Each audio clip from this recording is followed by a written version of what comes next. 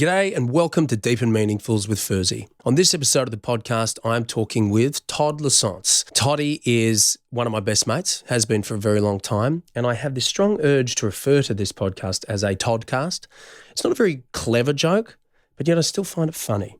Todd has landed a very cool acting role recently. He's landed a lot of cool acting roles in his career, but he's got a big one coming up. He is the one of the lead roles in NCIS Sydney. So it's the Australian version of NCIS. It's airing on November 10 on Paramount Plus, so check it out. We talk a lot about the show, how he got the role, what it's been like shooting the role. It's a really cool gig for him, and I'm really stoked, and I can't wait to see the show. We talk a bunch about how we first met, which was way back in the day on Home and Away, the golden era that we happened to stumble upon, and what the realities of shooting that show are like, and how much of a great training ground it is. He's one of my great mates, so it's always a good chat to talk with one of your friends. We have a lot of laughs. I hope you enjoy the conversation as much as I did. So here is Todd Lasance.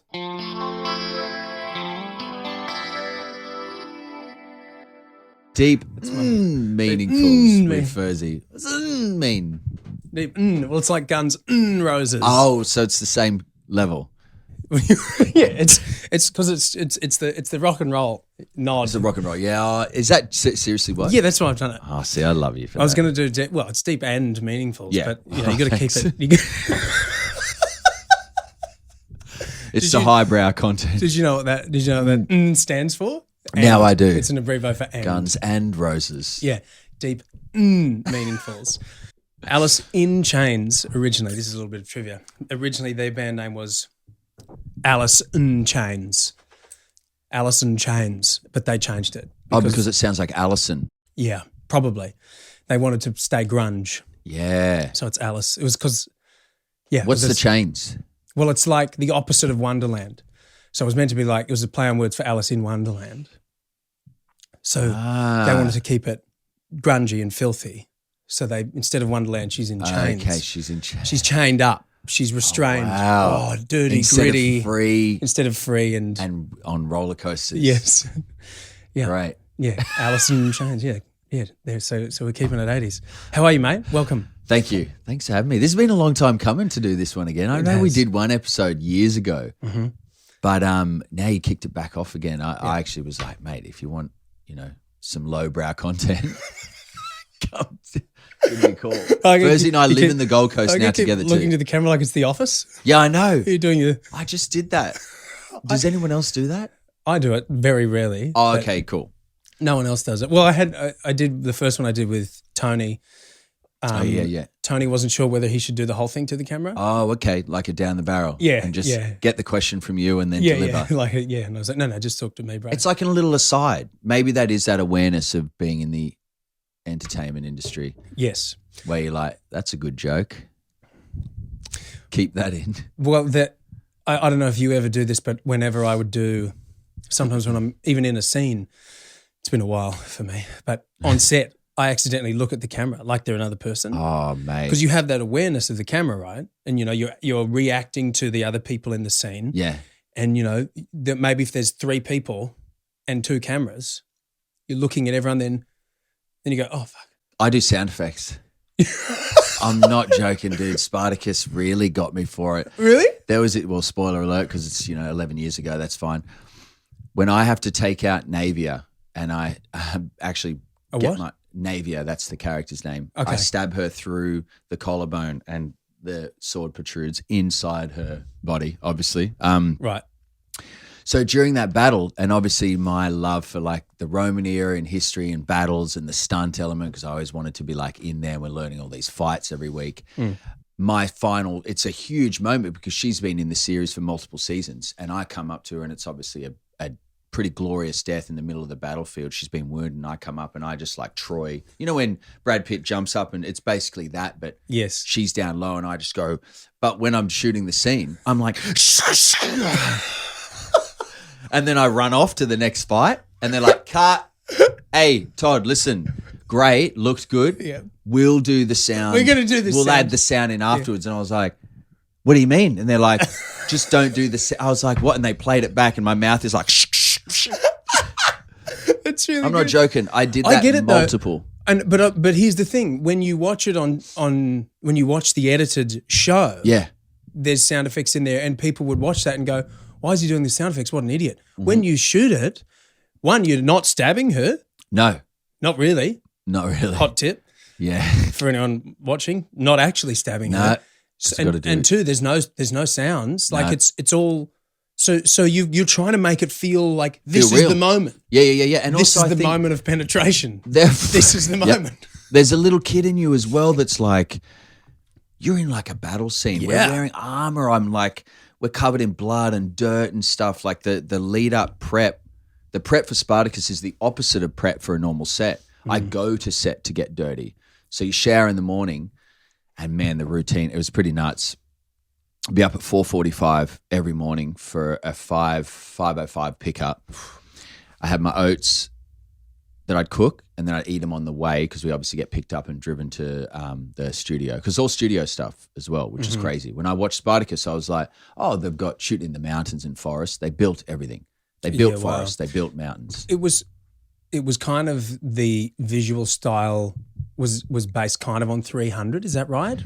Yeah, I don't know. Because 300 was all like studio. That's right, it was, and stylized. The comic book style, which you Yeah. And as the series progressed, they went into a little bit more of the realism, like less like blood smear effects through the screen and stuff like that, and they stylized that. But that's what captivated the audiences. They still kept a bit of that. But yeah, the amount of real effects was nuts, because as I was saying, we'd go to set, we'd get there, and it'd be like you basically get layered up. So you're already bronzed up and all that sort of stuff, because obviously everyone was tan in the Roman era. And then you get covered in dirt layer. Then you get covered in basically an essential like base blood layer, and then you get the wet blood layer, and then your armor's on. So you'd go in and wait in your trailer, and you'd literally stick. I remember sticking to my chair. Yeah. Because you'd sit down waiting, and you could be waiting for 30 minutes, an hour sometimes while they set up the shot, and then you go to get up, and your entire armor and your body's stuck to your trailer chair because of the amount of blood on you. Isn't that something that one of those little first world problems, but one of the worst things about doing action sequences or fight sequences is the fake blood. It's the worst. It's like, because it's made out of like usually glycerin, yes, and sometimes coffee, yes, and something else to make it red. Yeah. But the reason they use, I think, glycerin is because it doesn't dry. That's the point. It's meant to look wet. Could be the shiny look too. Yeah. And they have different blood types. Yeah. So they would have barrels of blood on set. Yeah. Which was a certain, like, I don't know what that was made. They had 3 levels. So it was like barrels of blood for mass blood. Then they'd have like sort of a prop blood for the walls and like bits of armor and stuff like that. And then they'd have kind of skin / hair makeup blood, which would be sugary. So it like tastes sugary. Yeah. And you can have it in your mouth and running down your face. And that's the stuff that doesn't dry on purpose because they need it to look fresh. Yeah. But that means you're covered in, it's like just pour some honey on your face and on your arms and in your elbow creases and everything, and just sit and just wait. And then armor. And it's all amazing. This leather buckled into you. And then you'd finish the day, and obviously you don't want to get in the car. Yeah. So every day you'd shower in the trailer. And I remember I've got like burnt into my head. I would be sitting in the shower, and I'd let that first hit run over me, and the entire shower would look like I've just done like mass murder. Yeah. It was like brutal. There'd be just blood everywhere, and in all your crevices, dirt. Yeah. It's what a weird job, huh? No, it was like, the best job. Yeah. It's, as I said, it was that little kid of you playing Caesar. I remember I got the call, and I went through this stage of like unbelievable elation, like out of body experience, thinking I got it. And my agent called me, and the first thing he said when I picked up, it was 2 days after the audition too, which was unheard of. I'd never have that, so I just picked up normally, and he's like, "Hey, buddy." I was like, "Hey, mate." He goes, "You want to move to New Zealand?" And I was like, "Are you shitting me? What?" Like I shat myself, lost it. Mum and Dad were there. It was a pretty beautiful moment. And then 30 seconds later, I was like, "You're going to be playing Julius Caesar," which is like one of the most recognized historical names in history. Yeah. And it's like, you got to fill his shoes. Don't fuck it up. You got to look the part. Yeah. You got to look massive. You got to start training even harder. because everyone on Spartacus as well are just Jacked. machines. It's part of the brand. Yeah. That moment is the reason why. That moment is kind of the reason why you stick it out. It's like so because true. there's there are certain professions where most professions they don't have highs like that and they don't have lows like that. Unless you get fired, fuck, I've lost my job. That sucks. I've got to get a new job. Yeah. Whereas in acting, and maybe the only thing I can think of that has higher highs and lower lows is probably martial arts. Yeah. But in the acting world, like you get that call after probably not having a job for months. If not a year. I've gone years. Yeah. Yeah. And then you get that call Yeah. where someone's saying to you, your agent's saying to you, hey, do you want to move to New Zealand? Like that's a life-changing experience. Massive. Aside from the money. The money Yeah. they're going to pay you is going to change your life I know. because it's great money. It's Yeah. always great money. Yeah. And also you're moving when? 3 days. No, literally, it's that 2 weeks. Yeah. Relocate your entire life. And you're so right with those calls. Those calls are, I would presume, the most elation, out of body, because it's not just a job per se. I mean, I don't do this if I did this to pay the bills, then You're not very smart. you're not paying many bills. Not very many bills. You're either paying all the bills and then Yeah. yeah. And that's what people don't realize, I think, as well. Like even on home and away days and then doing a lot of other shows in Australia, you're still just scraping by. Yeah. You've got to be very lucky. There's always luck involved, right? Mm.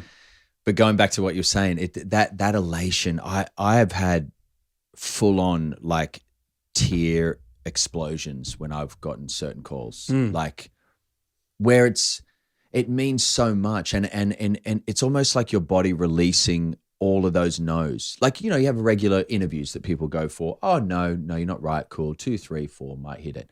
We can do 40 or 50 no's, before you get that one yes. And that one yes could catapult your life, change your family's life. And also those no's, you're exactly right. Those no's will usually require hours, typically days of work for you to get a no, especially if you've gotten down the line, which I've seen you get really close so many times. Yeah. And, so that's they maybe hurt. 4 interviews, 4 auditions, 5 auditions, Yeah. go and meet people in the room and they schmooze you and they love you but they don't love you. And Why? then It's like, why don't you love me? Yeah. 6 weeks later, You told me you love me, Yeah, I know. but now you don't love me. To prove it. Yeah. Give me the job. Yeah. It's literally 6 weeks. I did one a year and a half ago. And that was one of the times where I was like, when I lost that took me a good 4 to. I'm usually pretty good at pressing on, but that took me, I reckon, about 6 weeks to get over that one. The trap is when you fall into daydreaming about what your life could be now that I've gotten this role that you haven't gotten yet. And it's You can't not. Yeah, but you've got to try. You've got to focus on, no, I have to separate from this. Yeah. Because we've all done it. Anyone in the acting world has done it. Yeah. And that's what happens. It takes you a month to get over it because you're like, hang on a minute, I had all this money coming in. I know. And I had this whole different lifestyle. Yeah. And you have to plan that stuff. And career changing. Yeah. Because it can take one job and your life and you goes. get no time to plan. They give you 3 days. Literally. And then, as you know now, bro, having kids, whoa, that just changes your whole perspective on where you emphasize your importance of like providing for the family. Man, the pressure that you feel, and again, woe is me, I chose the industry, I understand that, but it's my chosen industry and I've done it for 15 years. I'm not just going to bail out now and be like, all right, thanks. I totally get you. Like, that, but it also fuels my soul. It fuels my mind. It's like my creative outlet. So it's not just like, as I said, not just to pay the bill, but yeah, you definitely feel as that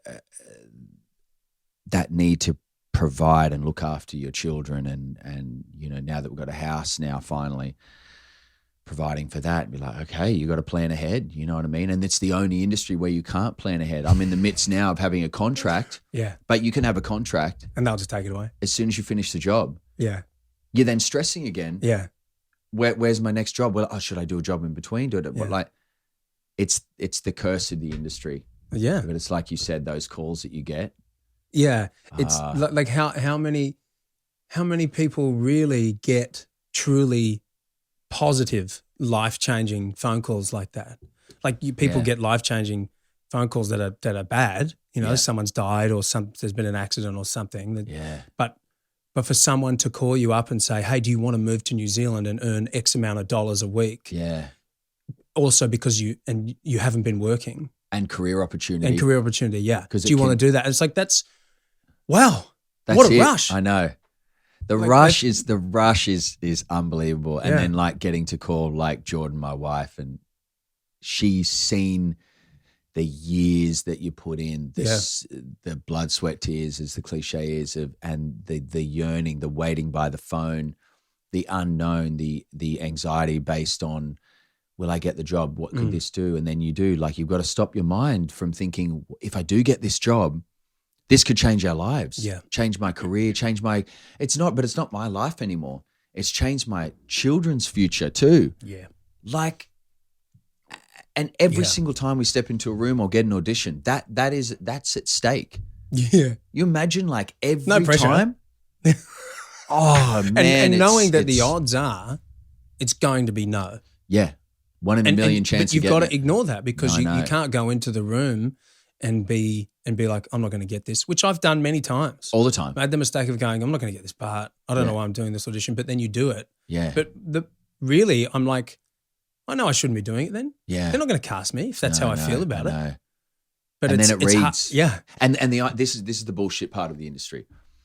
You can't get the confidence to step into a room or do a tape with complete grounded belief in yourself until you get the confidence by working. Yes. But to get the confidence, you need to work. You have to have the confidence already. So you have to get the jobs to get the confidence. But then as soon as the job's over, you're like, shit, am I going to get a job again? Shit, now I got to get this job. And it's just this constant, I think that is also the attraction of it in a weird, messed up way. Like, I love the fact that you never stop learning and progressing and pushing yourself. There's always a fear barrier. I remember I was telling someone this quote the other day. What's on the other side of fear? And I love that notion, because if you really step back and think, once I do this, make this decision, go down this path, what am I scared of actually? And what's going to happen? What's genuinely going to happen if this doesn't pull off or it doesn't come through, or if I've taken that step and maybe I fail at it? Nothing really. Like, short of risking your physical harm, obviously, let's be real, you're not going to push it to that level. But I like that notion of like, usually the things that you're most scared of and the most risk involved have the most reward. Yeah. And that's kind of where this industry sits for me. You're in this fight or flight all the time, but holy shit, the rewards and that, you know, those moments of lack of self-belief and anxiousness and craving work and missing that creative outlet and those letdowns and those no's when you do get it. And I step into those studios, man. I step onto those sets. I step in, like when I went to go to, I did True Spirit. We shot in the Goldie here, and I got to drive onto the Warner Brothers lot for the first time as an actor. And you'd go to the theme park. I remember I went to the theme park when I came to the Goldie, and I looked across and I saw the Warner Brothers studios. I said to Jordan, I was like, I'm going to get there one day. I'm going to work there soon. And then literally 6-8 months later, I was driving on the lot, showing them my pass to do our pre-production for True Spirit. Epic. Wow. And you know what's funny? That moment when you were like, I'm going to work there one day, I'm going to get there. A moment of confidence, moment of excitement. But probably cut to 90 minutes later, you might have been like, I'm never going to work again. No, no. I'm never going to have a job. I'm not going to be able to provide for my family. You know, that's so it's like that's the fucking roller coaster of trying to keep your shit together when you've made this career choice. Well, dude, and what so many people like, what's hard to realize, and what I always take time to appreciate, and I think because I've done the classes and the acting schools and theater and started from the absolute bottom, it's like there's tens, hundreds of thousands of people that would kill for any of these opportunities.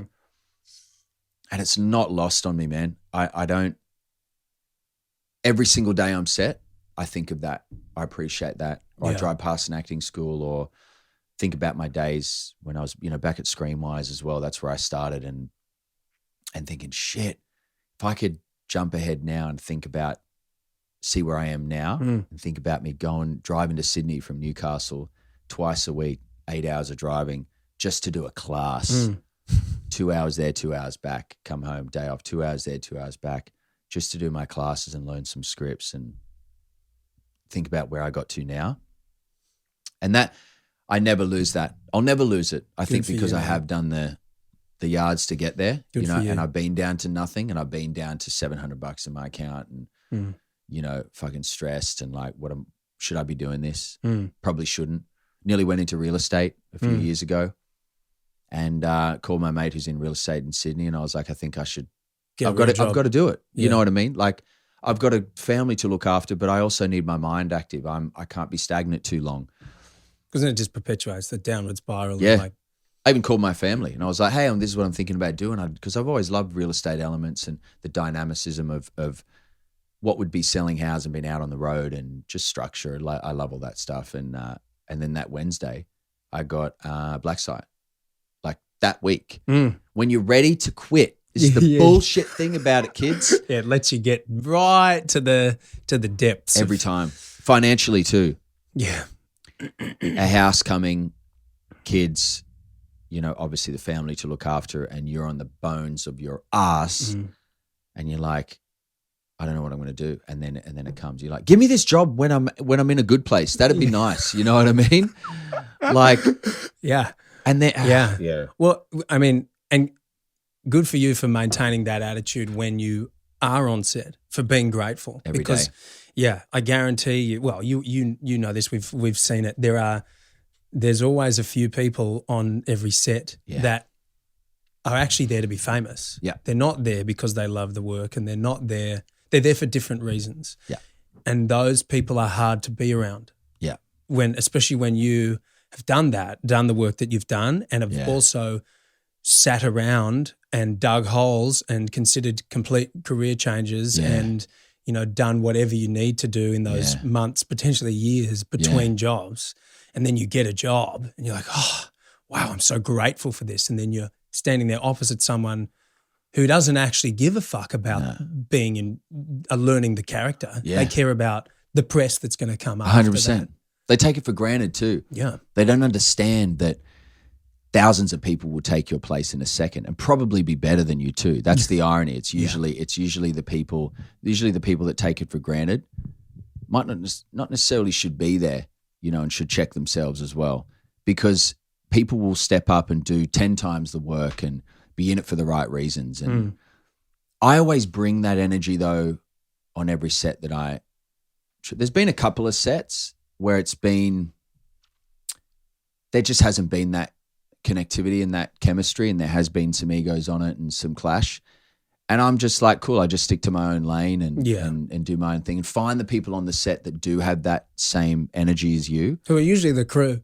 I know, because they man. work, bro. They work so much harder than the actors. So the makeup team. Let's just go the makeup team. Yeah, they're there half an hour to 45 minutes before you, and then the same afterwards. Least, yeah, they're pulling 15-hour days sometimes. Yeah.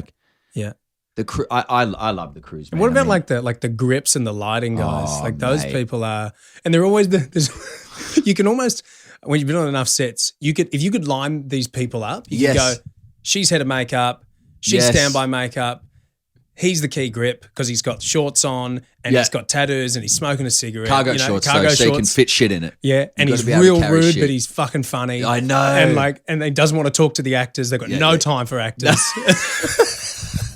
And that's so true, because they get wankers. Yeah, and they're the complete polar opposite of those people that we're talking about. Exactly. They are like, I'm here to do a job and it requires me lifting stuff and being like putting physical effort into and not whining and complaining. Oh, mate, and they have these actors rock up demanding bullshit because they're in this elevated position now, but you're not shit when you're out on the street. Yeah. You're not shit when you step off this set. When this job's done. Yeah.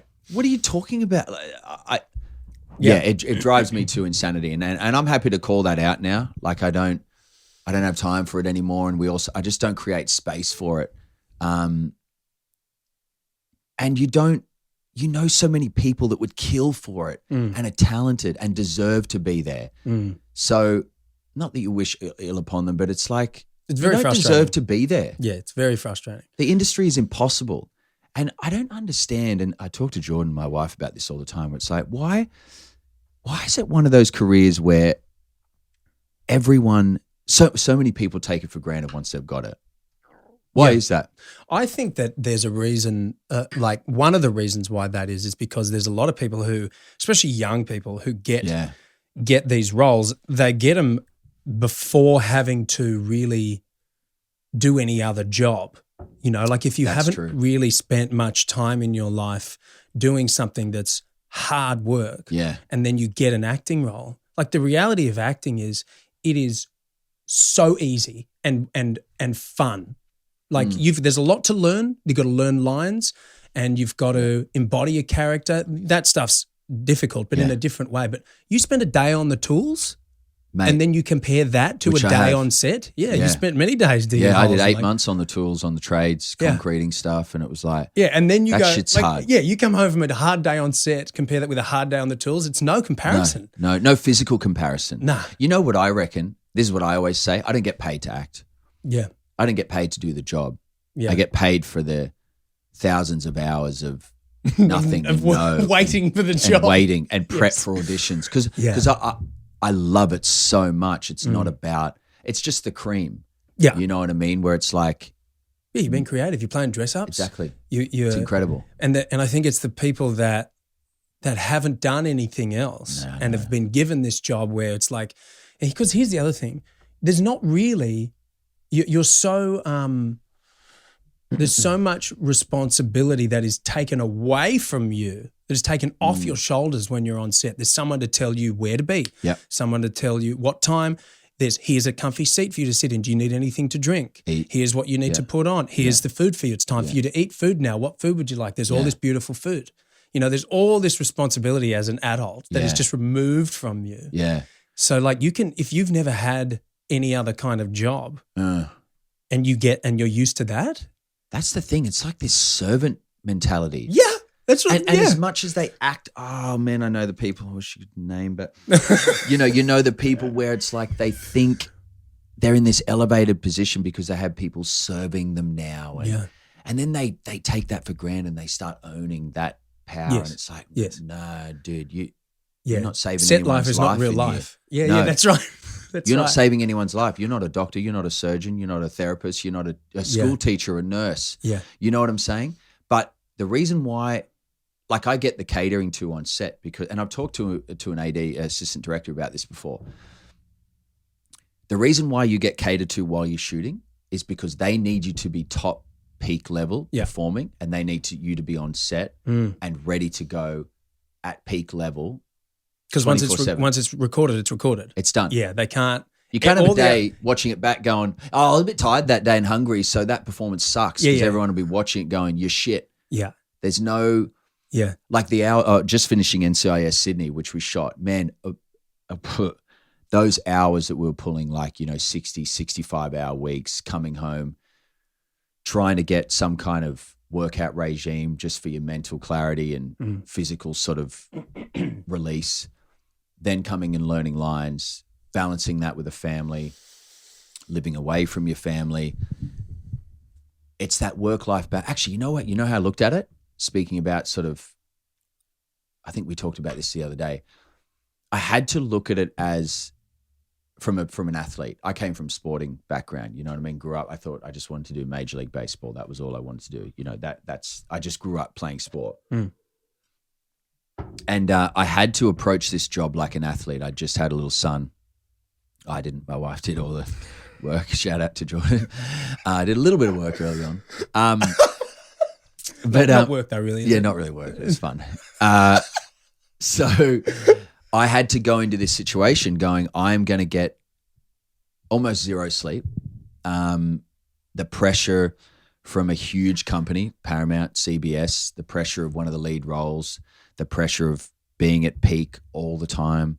You can't have a 10-second, you can't even have 10 seconds where you're like, nah, that was shit, because that's on film forever. Mm-hmm. And I did. I treated it like an athlete. My food, like my diet, my workout regime, my sleep, flying back and forward to the Gold Coast to be with my family and stuff like that. And I needed that mentality so that I could be in peak physical form. And it was 5.5 months of these monster weeks, because it's the psychological pressure. And that's the hard thing to explain, because I've done the trades, you know what I mean? And that's physical exertion. But when you have the pressure of these billion-dollar studios and 200 crew that are relying on you to, and then obviously the production teams and stuff behind it on level in CBS in the US, you know what I mean? Like, it's then your own family and wanting the show to go again. You're also wanting to, you're only as good as your last performance, unfortunately, in this industry. People remember, what did you do last? Oh, you shit in that. Who cares? You know what I mean? They cut you off quick. So the mental pressure is massive. Yeah, absolutely. You know, there's a lot riding on you in that regard. Exactly. So you got to, that's it. You got to look after yourself, you know? Yeah. You've got to sleep. You've got to eat properly, keep your nutrition up. You've got to then come home. You don't switch off when you come home. You're then back into lines. You're doing script work. Obviously, it depends on what your role is and what your workload is. But obviously, being one of the leads with Olivia, it was like, it was all you all the time. Yeah. You know, so you've got to switch into that mode. You switch all the outside bullshit off. I'm here to do a job.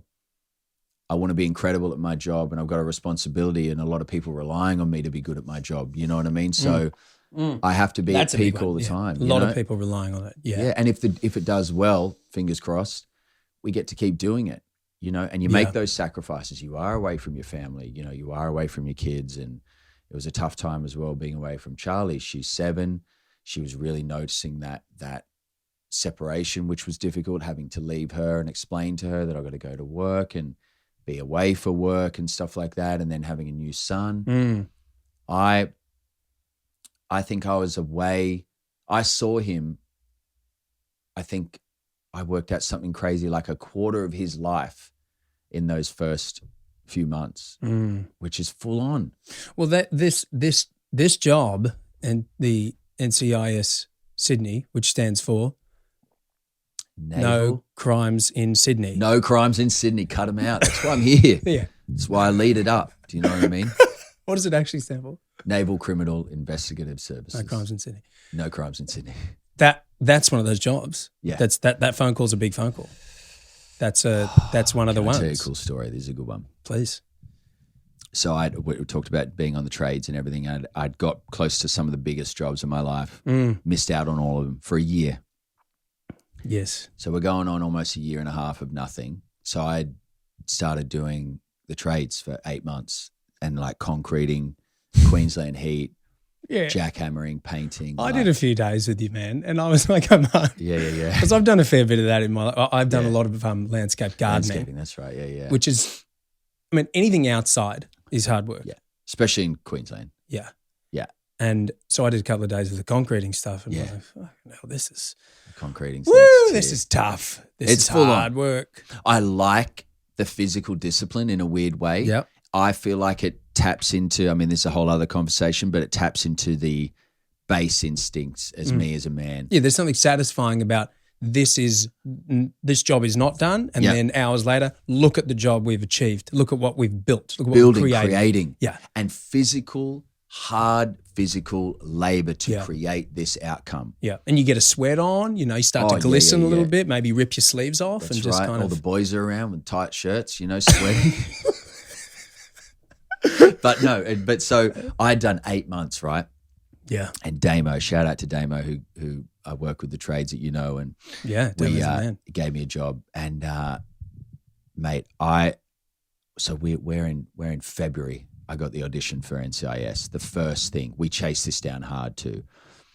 Feb 11, right? So I'm 8 months deep into the trades. We've got our son. My wife's 5-6 months pregnant. You know, at this point, we're about to move into a house. So every life thing you can think of, just chuck it. All the hardest things that you can do in life. Yeah, just put it on a matchstick head. Yeah, like that's how much pin pressure there was. Yeah. So the audition started in Feb. Got the initial tape. was like, I need this job. This is me. This is And written for me. that's a horrible mindset to go into it with. Terrible. I need this. Need this job. It's me. Yeah. Like it was on paper. I'm like, oh, I see what you mean. The character Oh, yeah. ticks all your boxes. I see what you mean. Yeah. but also I need the job. Yeah, yeah. You know what I'm saying? Yeah, like that desperation is really unhealthy. Horrific. Yeah. Now act natural and don't care about it. Yeah, Because yeah, that's yeah. the bullshit thing. The less you care. Yeah. More acting. Yeah. The only job where the less you care, the better more you chance. seem. Yeah. Yeah. That's obviously worked for Sam Worthington his whole career. Yeah, yeah. Well, but it's down to the natural fucking like it's that natural performance thing. It's that natural groundedness on screen. Yeah. So anyway, I do the tape, send it away, felt great about it, heard nothing. I'm talking 4 weeks. I'm like, great, missed it. Mm. I am, and I'm not making this bullshit up for cool story. I'm on the side of the truck pulling off this massive bag of concrete, and I just slip it out and I throw it onto my shoulder. My phone rings, so I throw the bag of concrete back in the truck, and it's my agent. Pick it up. Hey, buddy. David, shout out David, like a second dad to me. He's been with him for 15 years, marquee management. And he's like, hey, so they've responded to your tape. And I was like, oh shit, okay, great. That's a good sign. You know, the casting directors, I'd worked with them before and they'd cast me in a few things. So he's like, so they want to do potentially a recall, which is where you get sent new scenes and you'll learn the new scenes and then do it again. We don't know when it's going to happen, blah, blah. So then again, another week and a half goes by. I get the new scene sent. I'm like, okay, great. Do the new tape, send it off, nothing, 3 weeks. So now we're like 8 weeks of this hanging over my head. But I've had a little bit of a bite saying, oh, they like you. You're sort of in the right realm. That's the thing. It's not a no. It's not gone. No. As So soon your as- phone is yeah. there like, It's sitting there in the back of your mind for 8 weeks. Yeah. This could be a thing. uh-huh. Just say no. Just tell me tell me you don't want me. And this is the process. It's like, how close am I? So do the next tape and they're really happy with it. So I'd spoken to directors and all that sort of stuff. 3 weeks go by again. So you can imagine the pressure mounting. And it's one of the leads of us. Just think about it. A US/Australian co-production, Paramount CBS, lead, playing a detective, completely in my ballpark. It's a big gig. In my wheelhouse. Yeah. It's like on a franchise that's been running for 20 years. Yeah, this is a big gig. Massive. Yeah. You wait your entire career to get these opportunities, right? And then shooting in Australia. So it's like you could not have a more perfect storm. Yeah. Then cut 2 weeks later, I'm on the top of a 3-story building and I'm jackhammering a concrete flower box out. Yeah. Brrr, you know, sun, I'm sweating my balls off like I'm covered in shit. I'm on the 3rd story. I hate heights too, so that's great. Brrr, get a call. My agent, hey, you're shortlisted. They're putting you on a plane tomorrow. You're going to do a recall with the producers, the director, Olivia Swan, who's been cast in the lead role. Oh, she's already got the role. She's just got the role. Okay. She's going to be on Zoom in London. So we're going to fly you in. We're going to send you 7 new pages to learn. Mm-hmm. Brrr, okay, 7 new pages. Yep, great. And this is it. You're down to the final 5. Fuck. Oh, So I stay on site because I've got a job to do. Yeah. I'm not going to go home. Well, this not flower letting box Damo. isn't gonna break Ain't itself. going to jackhammer itself, No. mate. And you need a big. If you needed the big rig to do it, You I'm want to get here. it done in You know what I time. mean? You know, yeah. There's only one Otherwise you man need for the 3 job. guys That's to it. do my job. That's it. So I get my pages and I'm literally up there like covered in shit, jackhammering with pages, like looking at them in my hand, going, "Shit, I got to start. I got to learn stuff." Yeah. Yeah. Get Put your home. hands in the air. Yeah. NCIS. Yeah. No, I'm not NCIS. I'm AFP, Australian Federal Police. So Okay. Anyway, thanks. So I go home, shower up. I'm like, babe, I got to learn. This will change my life. Literally, all of our lives, potentially all of our future. Yeah. So I jump on a plane the next day, still learning lines. I land. I've never been so anxious and nervous, like crippling. Yeah. Crippling. Couldn't eat properly. Dry mouth. It was horrific. I was like cold. It was cold in Sydney, but I was like extra cold chills. So I'm not shitting you. I get an Uber to Kmart and I get an undershirt to put under my shirt because I'm that cold. I'm like, let's just get something body hugging because I'm shitting myself that hard. And that, also this make is you big. feel a little bit comforted Yeah, too. a You little know, cute, get little warm cuddle. blankie for me, you know, from the big tradesman. Yeah. So I get there and I go to Kmart and I get my shirt. Yeah. Go into the audition. I met Lee and the casting team before, Anne Faye, and so I start running lines, and then I go in, and then boom, obviously the directors are there, producers. We know this is being filmed for CBS, and Livia's on the screen. So I go in, do the audition, and man, like, I can't talk about the content because it's not out yet, but it's one of the most high stakes auditions I've ever had to do, and all of that nervous energy. Is the scene a high stakes scene? Was just full on. You had the charismatic, fun comedy scene, Sure. the lighthearted stuff, and then the final scene was from the script, and shit hits the fan in this series like big time. Some of the biggest emotional high stakes work I've ever done, which you wouldn't pick with NCIS, which is why I just, again, dream role. And you'll see at the end that the content just related to my life like never before. It was again, just felt like it was written for me. So I put my friggin' heart into this scene. One, two takes maybe of each, and like tears pouring. Gave it probably one of the best feeling auditions of my life. And I walked out of that room and I hugged the directors and the showrunner. I just said, thank you so much for this opportunity. And I got outside and I just like gave one of those release yells where it was like, I need this energy's got to go out. Jumped on the flight, flying home thinking, shit, did I do the right job? Did I make the right choices? Did I go hard enough? Got into my car to then drive from the airport home back in the Goldie, and I just gave one of those screams in the car of like, yeah, come on. Like I just had to release that energy. Yeah. And then you're like, fuck, I've got to finish jackhammering this flower pot. Yeah, then I've got to go. And then literally I landed at 10:30 that night, was up at 5 a.m. the next day, get back on the trades. So I'd just done the biggest recall of my life for the biggest role of my life. And then back at 5 a.m. on the trades, I was like, let's go. You know what I mean? Keep that work mentality. And I love that discipline too. And I wanted to push myself. I was like, let's go. And I didn't want to let Damo down, the guy I'm working for. Like, I've got shit to do. Yeah. So. And just pretend that this stuff's not. That's right. Cooking away. Don't worry about that. This huge life-changing decision situation is on the precipice of paying off. On every element of your life will change. So then, week and a half, waiting. You imagine? You're going, killing you. And then it got down to the final two. And then we heard we're getting sent to the big studios to be picked. 3 days wait again. Oh, so this isn't for another audition. This is this is it. Our tapes are going to go to the US. It's out of your hands. Our tapes are going to the big dogs like that. This is it. So I'm down to just a final few. You know what I mean? I don't know at this stage, but then I get word that it's down to two of us. So you're shitting yourself. You're going to get a phone call. And literally, man, I know this has been a long-winded story, but this is the lead up to just to give you an idea of the pressure. So we're 9 weeks into the audition process now of holding on to this life-changing moment. I'm at school pickup. Damo and I happen to have the day off because he had to do some accountant work. So we're both at school pickup. It's 3:00 in the afternoon, and we never go to school pickup because we're always out working. And he happens to be there, which is this beautiful full circle moment, and his wife. I'm picking up my daughter, Charlie. She's playing on the play equipment, and my phone rings, and it's David.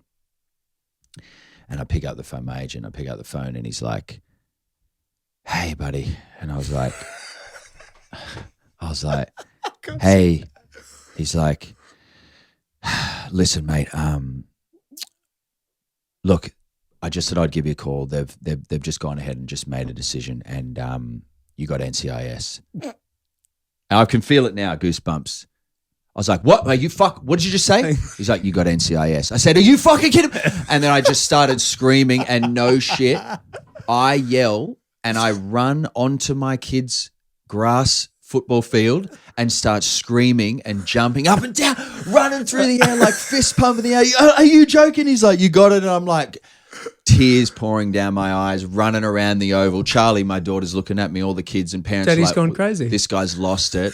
And I just look up and I see Damo and Holly there, who've given me a job for 8 months, an opportunity. I've seen 2 years of me as well through this struggle, who also happen to be fans of NCIS. And I just run up to them, and Holly bursts into tears, and I just wrap them in a 3-person hug. He's given me the opportunity and kept us alive for 8 months. Yeah. And he's just been there to witness the phone call that will change our lives potentially forever if where the show goes. Yeah. And I hung up that phone and I called Jordan, and she was in a bookstore, and she walked up to this book, and she told me this story. She walked up to this book that she was looking at, and she's like, "Oh, I want to get a chance to it. You know what? I'm gonna be smart. I don't need it at the moment."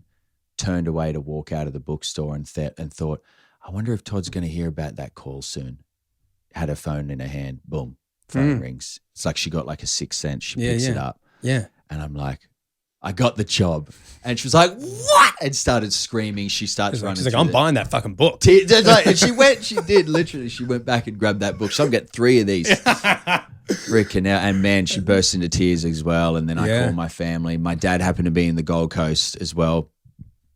I know my mum was as well, but she was back at home.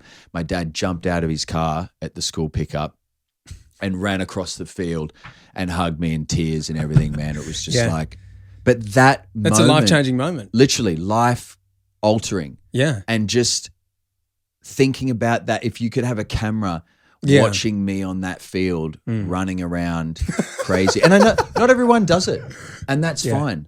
And I know it means different things to different people, but I put my entire soul, I've done 15, 16 years of this job, sacrificed so much stuff and gone through so much stress and no money, and then going to switch careers and give up to second guess yourself, and then to get that call was like unbelievable. I saw you. Remember, we ran into each other. It was that day, wasn't it? I was just going to the supermarket with Somi. How serendipitous is that? Well, and you were just like, I remember looking at you. I went, "Hey, bro, how are you?" And you're like, "Good, man." You were just like, I was like, "What's going on?" And you go, "I got the part." I got it. And it had been so long, and I'm like, "What part?" And you go, "NCIS." I was like, "Wait." I know. You were just like, I remember it. You're like, "Yeah, I got it." You were just like, I was walking around the thing. I was going to buy booze. Around. Yeah. I said I felt like I was floating, and then you came over. Yeah. And we popped bottles of champagne with Damo and Holly, and you and Laurel came over, and we popped bottles, and we just celebrated. And man, it's I remember insane. that. And I never run into you down at those shops. Nah. And that day I happened to walk up to you, and you're there. That was huge. And then it goes on to be like the most unbelievable family dynamic, beautiful relationship, cast and crew. The working relationship on the show. Unbelievable. Never experienced anything in my life. Nice. That's Talking great. about the crews and the cast, it was like I had grown a family of brothers and sisters with my cast. Because they're not always like that. In fact, they're rarely like that. There usually is a core group of people that you really connect with. Yes. But then there's always people that are hard to work with and hard to be around. Mm-hmm. That's egos. Yeah. You just sense a bit of that. We sat down during the first week of getting the jobs, and we went for a dinner just to like connect, and because you blend with the cast. And we all went around a circle, man, and we were only known each other for 7 days. And we all talked about our origin stories, what it took for us to get here. Cool. And the serendipitous moment that allowed us to get this job against all odds. I know, for example, Mav, who plays Blue on the show, like our tech sort of chemistry whiz, and she, I think 2.5 years, and was like, I should just quit. Like, what am I doing here? And out of the blue, one of the lead roles on this top, like an American series shooting, you're just like, I'm never going to get this. Every girl in Australia is going to be going for this. And she was right for it. She was built for it. She was born for the role, but everyone's got their own stories. Tully's got her own story about just going on a cataclysmic level from working on, I think it was Mystery Road, and just blowing up. And then Sean and Liv, who play the Americans on NCIS on the show, they're both from the UK. And their story, Sean wasn't even going to audition. He'd just come off the back. There was a lot of pressure and a lot of shit going down. And he's like, I don't have time to do the tape. And one of his friends talked him into it and said, what are you doing, mate? Put the tape down. You got time. So he grabbed the sides, and he was just born for the role. Did it. And then 2 days later, they called him and I want to recall you. He wasn't going to audition. It's so interesting for people to get the insight into what the process is actually like for the individuals. It's very easy to put people on TV and in movies in this category of not being a real person. Yeah. You know, because the way that you are made to look, and we were talking about this last night, you were saying how the show, it just looks American and it's slick. Yeah. You know, the way that you appear on screen is so, kind of fancy and classy. You know, it's like, wow, there's cool, there's moving shots, there's drone shots, there's action, there's cuts, there's music to make you feel more about these. Like, that's why it's entertainment. Yeah. So you have this feeling about these people on this on your favorite show that is larger than life. They are not what I am. You know, oh wow, this person, and then you see them maybe in a magazine or you see a photo of something. You're like, oh wow, that's that famous person. But I do it to myself. Yeah, it's the but part like none of you are that. You're all humans. I know, you know, and you're like talking about everyone's going through their experience of. They've all got a similar journey to what yours was. It's one of the things I do hate about it, but I'm also hopefully shifting that for people. And what I do if I meet anyone in the street or take that 30 seconds or minute or whatever, however long they want, just to greet them or say hi or get a pic or whatever it is. It's how much do you charge for photos? 200 yeah, so that's which is gone not down. And cash. Yeah, that's not bad. You know what I mean? It's. Yeah. The ATO doesn't listen. No, I'm just joking. Don't charge him.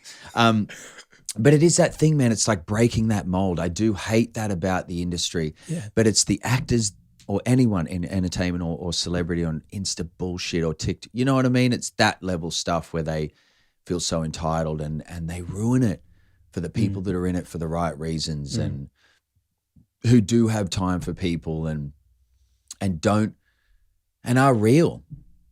Like all our own real struggles and families and things at stake and sacrifices that you make and you know, we're so lucky to be able to do our dream job. Yeah. So it's like, don't mess that up. Don't take it for granted. Don't be a dick. Don't feel entitled. Like, it's like treat the waiter. You know, it's that whole classic story. And the irony is the waiter's probably an actor. And the waiter's probably an actor too, and they'll probably be bigger than you one day. You know what I'm saying? Yeah, like, you don't know who you're talking to, but it's not about that. It's like, I don't know. I think that's the other special thing about this cast. Like, there's none of that. Not a drop. Yeah, cool. Of ego, not a drop of entitlement, and everyone is just so appreciative of being there. And then the crew, man, the feedback that we would get from this crew was. I've never heard it before in our life. And it feels weird talking about it because I don't want it to be like, oh, it's a reflection of us. But I'm just using us as a collective where they'd pull us aside or at the rap party and be like, never worked with a cast like you guys in our career, 20-year veteran people too, which was so heartwarming for us. Every single crew member would come back to this series. I wonder if it's like, if part of that is because of what's happened in the past few years. There's just been less jobs in general. For crew and for cast. Well, it's not even about the job. It's about the environment, and that's what they talked about. Yeah, well, but that's what I mean though. Is the environment is probably healthier because people are like, I'm grateful to be here because it was almost it kind of was taken away from everyone. Yeah, you know, throughout all COVID stuff, a lot of stuff stopped. Yeah, so there were less. But it's also the bullshit that people bring. They've just got off jobs, big jobs, small jobs, local jobs, international jobs, and they're like, this person's a dick. This person's hard to deal with. This was bullshit. But from the top down, from our producers level to our showrunner, like the respect and the passion and the love and the warmth and the gratitude was just there from every level. So it permeated through the set and the cast as well. They have to. It's this thing when you step on set, like, oh, what are the actors going to be like? And if everyone's bringing this positive, warm energy, and Olivia, our number one, she plays Mackie on the show. She's the top, the NCIS, and you know, the warm, loving, empathetic energy that she would bring on set again just felt like I grew a sister, you know, and just commanded respect because she was just so grounded. Then that permeates through the rest of the set. You know, man, you hear some stories and shit people dish. Oh, you hear the crew talk about some of the actors that we have here that they've worked on previous sets and crews and productions, and you're like, nah, that's not how we're going to roll. Yeah, that's not how we're going to establish our set. And also,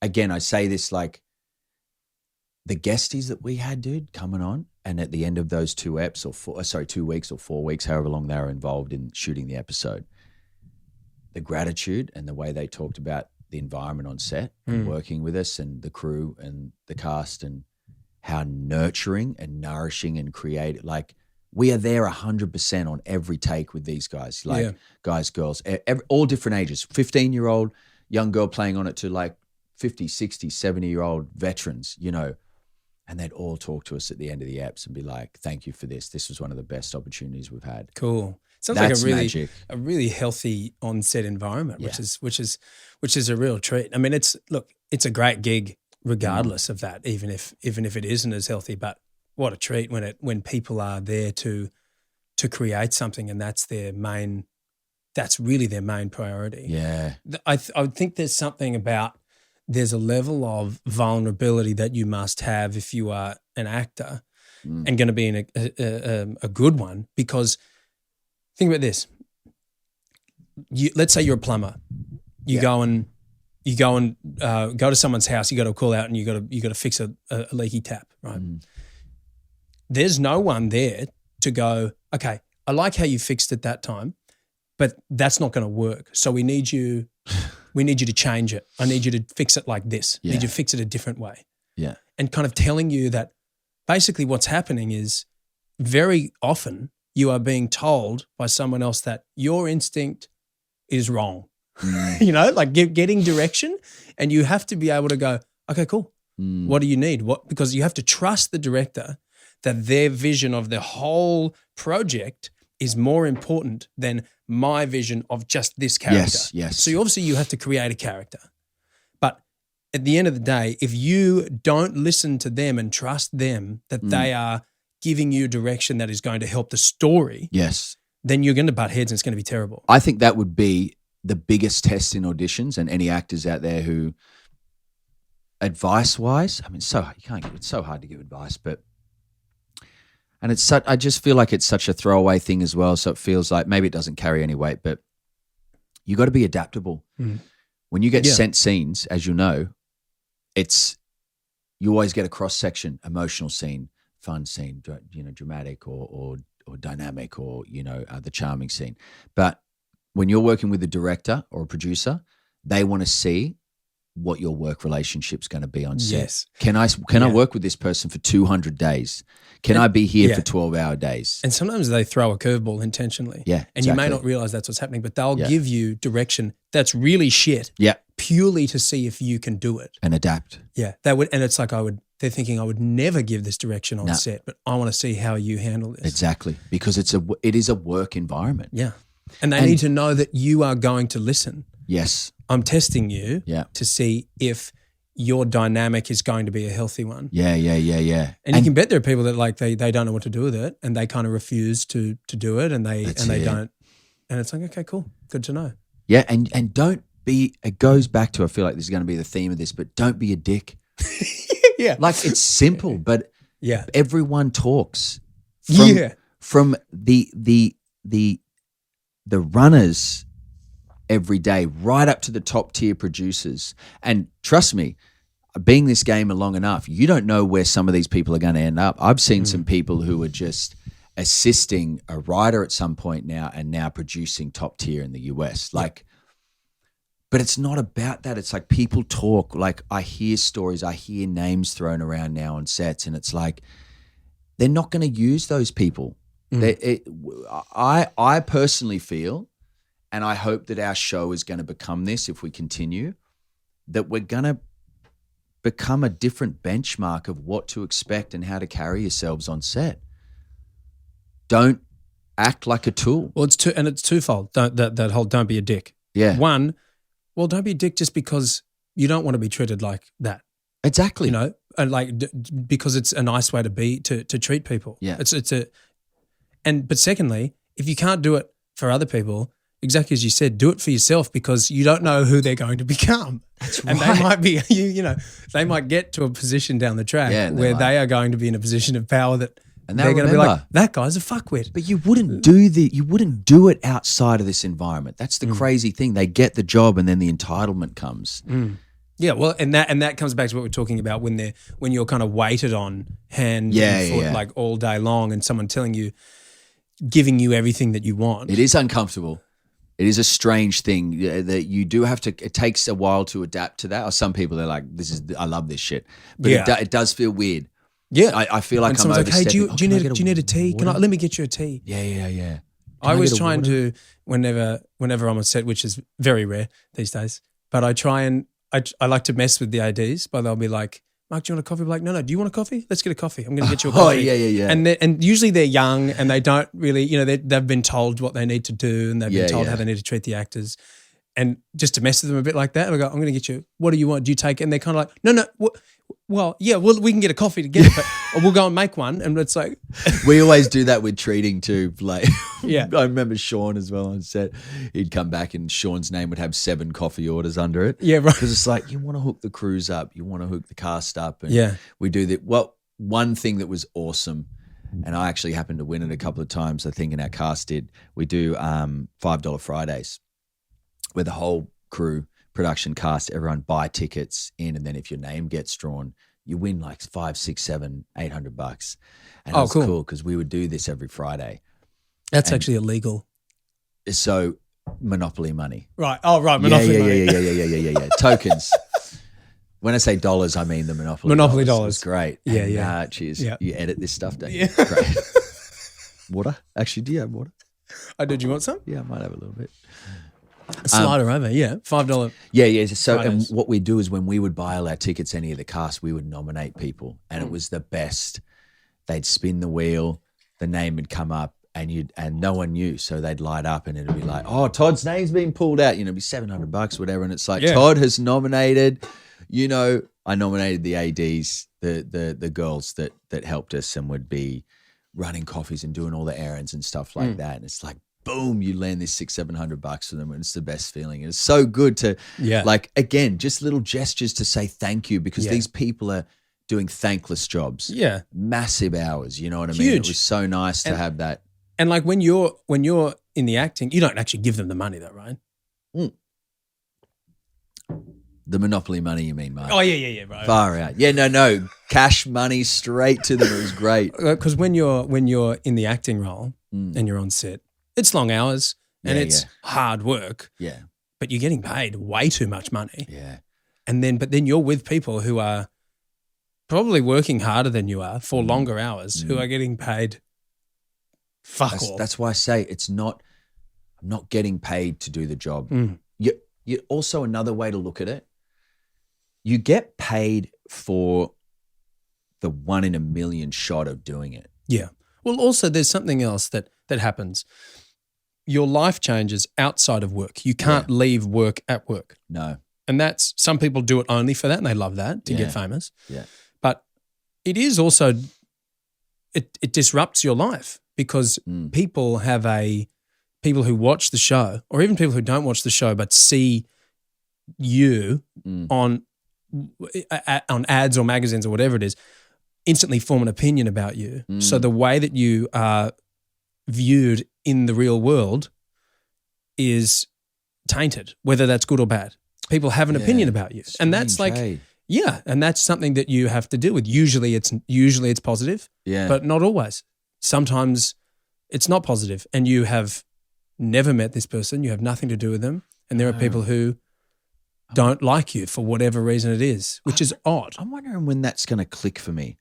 I was talking to my wife this week actually, because we had the TB week cover at the moment on this week, right? So Jordan went out and got 3 copies, and hilarious because like number 1 fan, like husband on the front. Yes. But I was looking at it and I turned to her and I said,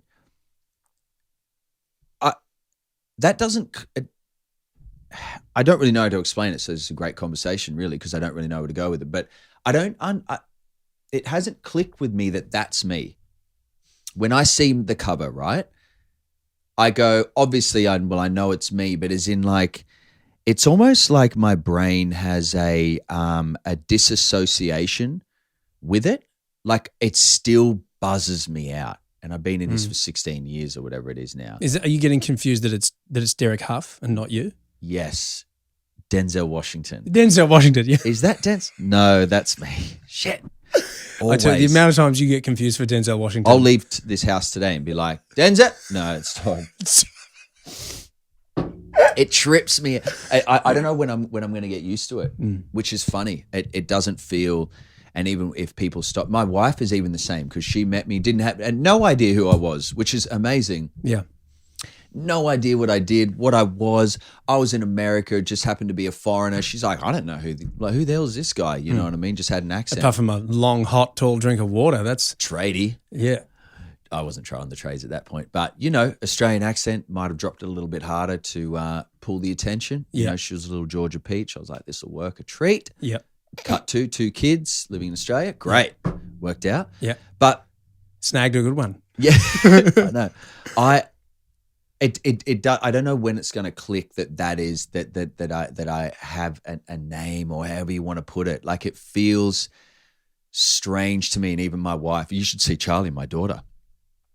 Someone will stop and they do a photo or something, and she'll just be looking up at them with this like ultra confused face, and then they'll go away. And then, Daddy, why they get a photo with you? I was like, oh well, you know how I explain it, like Elsa on Frozen. That's me to Charlie. That's how I explain it. Because I'm like, I do act. What's acting? She's 7, 6. I haven't seen Frozen. 5. You haven't seen Frozen? No, You're Jesus Christ. Well, I'm saving it for when my little girl's old enough to want to understand it. Oh my God, you're going to know it. the script back to front. Frozen is phenomenal, actually. Yeah. It's brilliant. Shout out to Frozen creators. So I'm Elsa, and that's how I explained it to her, because I was like, well, yeah, so why do they want a photo with you? Can you imagine it? Your dad walking around the street just talking rubbish, and then some random walks up. Do you know that? No, I don't know them. Well, why are they going to? Oh, because, you like Frozen. Yeah. You know Elsa, the lead girl in Frozen? Oh, so you're saying, how would you feel if you saw her in real life? That's kind of how I'm trying to explain it. Right. But even for my wife, she's like, if but someone times says, 10, like if you saw Elsa, but like you liked her like 10 times as much. Yeah, super pumped. Yeah. How excited times 10. Times 10. Thank you. That's how these people feel about me. It's so weird. My wife's even like, I don't get it. Yeah. She's like, I know. It's strange for me. Like I stop myself sometimes if someone comes up and you're like, oh yeah, like I wonder how I'm perceived. Is that a weird question? I'd like to sit people I've seen down. it. I've seen it. I know how you're perceived because you don't do it to be famous. And when someone comes up to you to talk to you, you talk to them like a person. And it's weird sometimes because that's not what they're expecting. I think sometimes some people expect you to be a celebrity. And, when you meet a celebrity, hi, how are you? Call the shots. And because sometimes people come up and they'll start and they'll be like, hi, are you Todd Lasance? Or I've seen you on the show. And you go, yeah, I am, hi. And then they just wait. And you just kind of wait, like, because it's because you're expecting a normal interaction. Yeah. But they're not expecting a normal interaction. Well, I don't think they've thought past it either, maybe. No, because they're like, oh. And then that. And then when you treat them like a normal person. Oh, that's good. I'm glad I come. But you do that too, bro. I remember a home and away day. You'll never remember this ever in your life. But the first time I went to lunch with you at one of the shopping centres. That was your first day, wasn't it? Must have been early. I was talking with Lolly about this last night. Yeah. You tell me the story. And we were in a shot in the food court. Do you remember the food court? Yeah. And you got pulled up and I just started, so I wasn't even on air. Okay. And you got pulled up and it was like a group of 3 or 4, young girls, same sort of thing, target audience. And they came up for, oh, you Rick, did it? Yeah. And you're like, yeah, how's it going? You just chatted to them like a normal person. And that was probably my first visual representation of like, whoa, my life's going to change big time. Because you're on air, you shoot for 12 weeks before you're even on air. But seeing the way you interacted was beautiful because it was so grounded and real and you were just humble and lovely to them and got the photo. I took the photo. Yeah, I'll take it. I don't give a shit. Who the hell is this kid?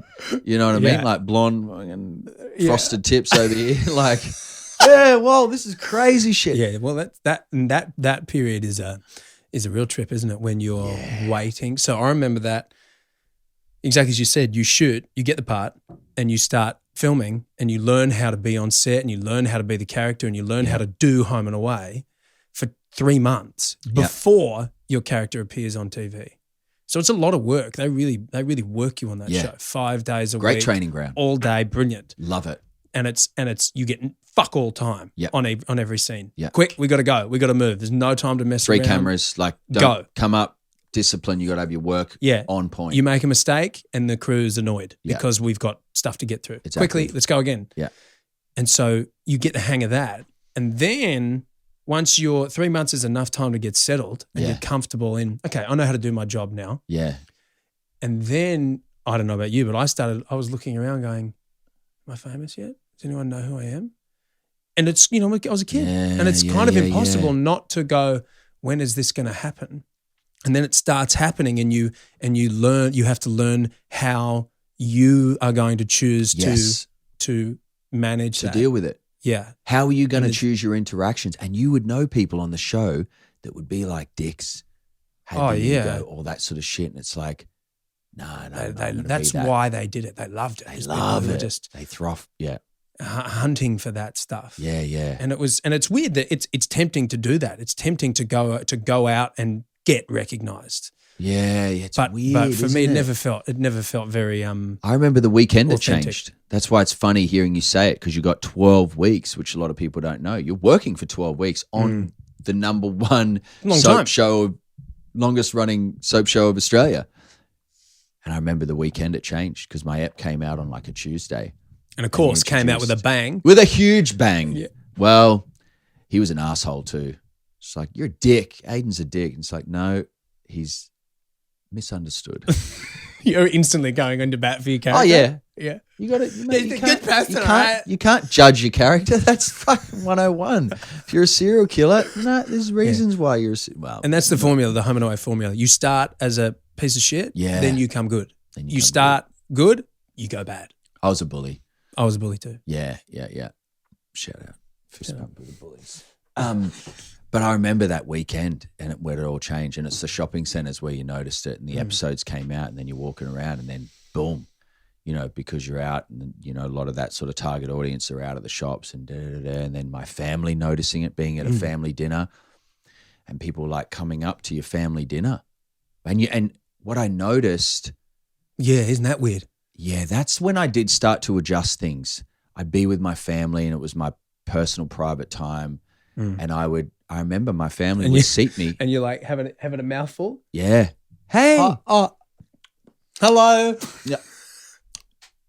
And you're like, do I stand up? Yeah, no. Nice to meet you. Hello. Yeah. You want a photo? And all the family. And it's like, I would position myself. And that's when I did alter things. And that was a bit of a hard adjustment. You're a young kid. You're early 20s. You just come out of school. I'm from Madawi. Yeah. You don't even know how to be an adult. You're a child.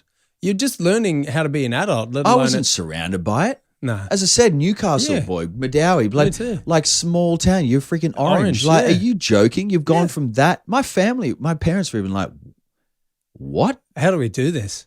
Yeah. It was strange. And that we just adjusted little things, like they'd position my seat so I was facing the wall so it wasn't out to crowds and stuff like that. At the back of your head, you can't miss it.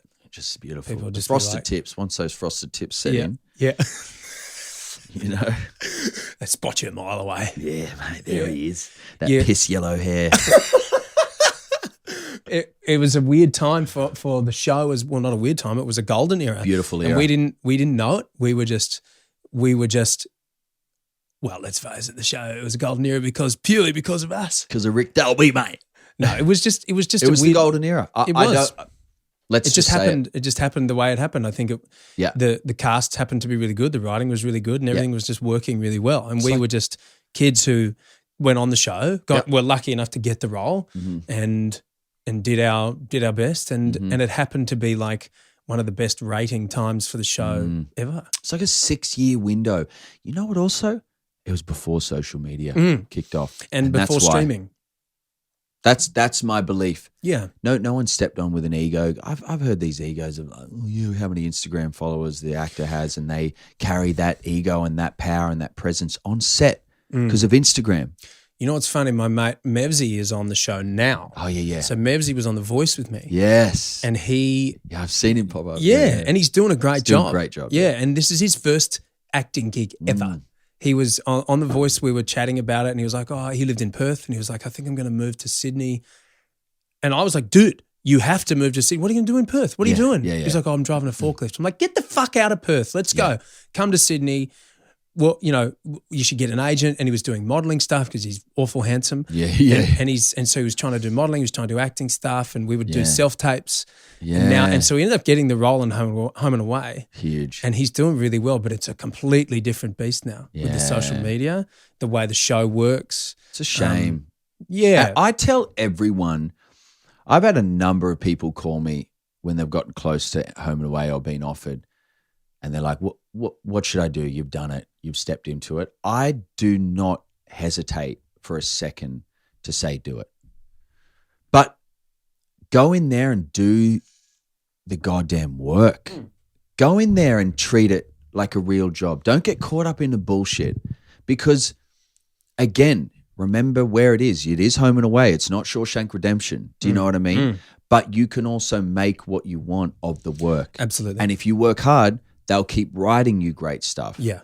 And that's what I focused on early on, lucky too. I think again comes from upbringing, or, you know, having to do other shit jobs leading up to it and working your ass off and appreciating it. So when you get the job, you're like, yeah, you know what I mean? And you do obviously get lazy at times. You do phone it in because some of the work might not necessarily require a massive investment. But the training ground, like you said, bro, 3 years hitting those marks, having a full-on schedule, big hours, learning lots. I think my biggest day was 27 pages memorized, 27. Yep. I will never do that many lines for the rest of my career.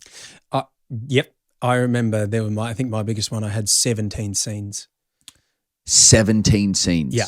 Yeah. For some reason, that number is in my head, and they were all just me and one other person. It was the whole day was in the house. Yeah. And it was Were me. you doing like a hostage situation? Well, pretty much, basically. No, I think I was hiding a girlfriend in my room.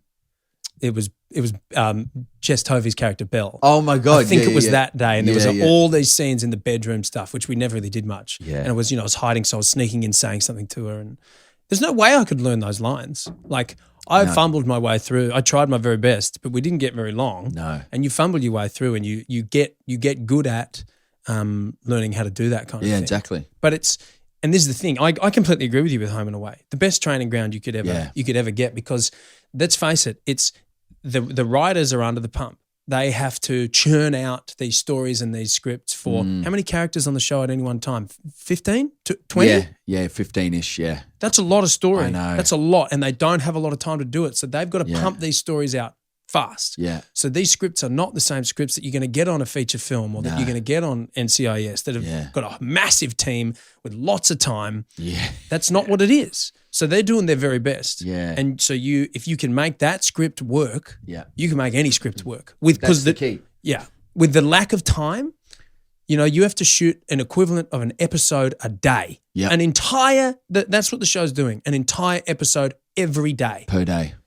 If you go, just so people know, if you go on a film, you will shoot maybe 2 scenes a day. Maybe. Yes. If it's an action scene, you'll shoot an eighth of that scene. Yes. You'll shoot literally like half a page. 30 seconds of screen time a day. Yeah. To like 2 minutes at the most. Yeah. At the very, very most. Yeah, I know. So it is a completely different thing. So you're doing a 24-minute ep. Yeah. You can make that work, man.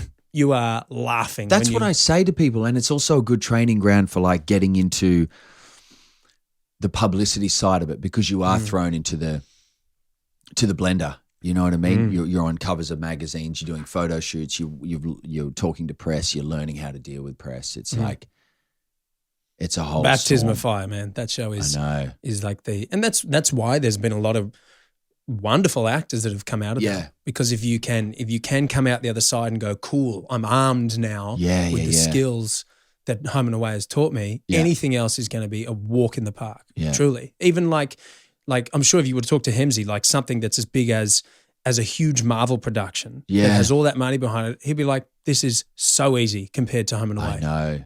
Because it's just everything's there for you. Yeah. Yeah. Anything you need is sorted. There's no problems Yeah. because there's so much money there that they go, if there's a problem, we just fix it. Yeah. There'd be slightly different pay bracket with Slightly. between different. Home and Away and the Marvel films. Yeah. Not that far. They use the same studio, so they pay Same film. same film studio, same production company. I think it's actually. See, it's not until you're up to that big stuff that the money does then become. Well, I was talking to a friend who's a director. Yeah. And he's directed a bunch of super low budget Yeah. films, and he's directed some stuff that's a bit more, Mm-hmm. not super low budget.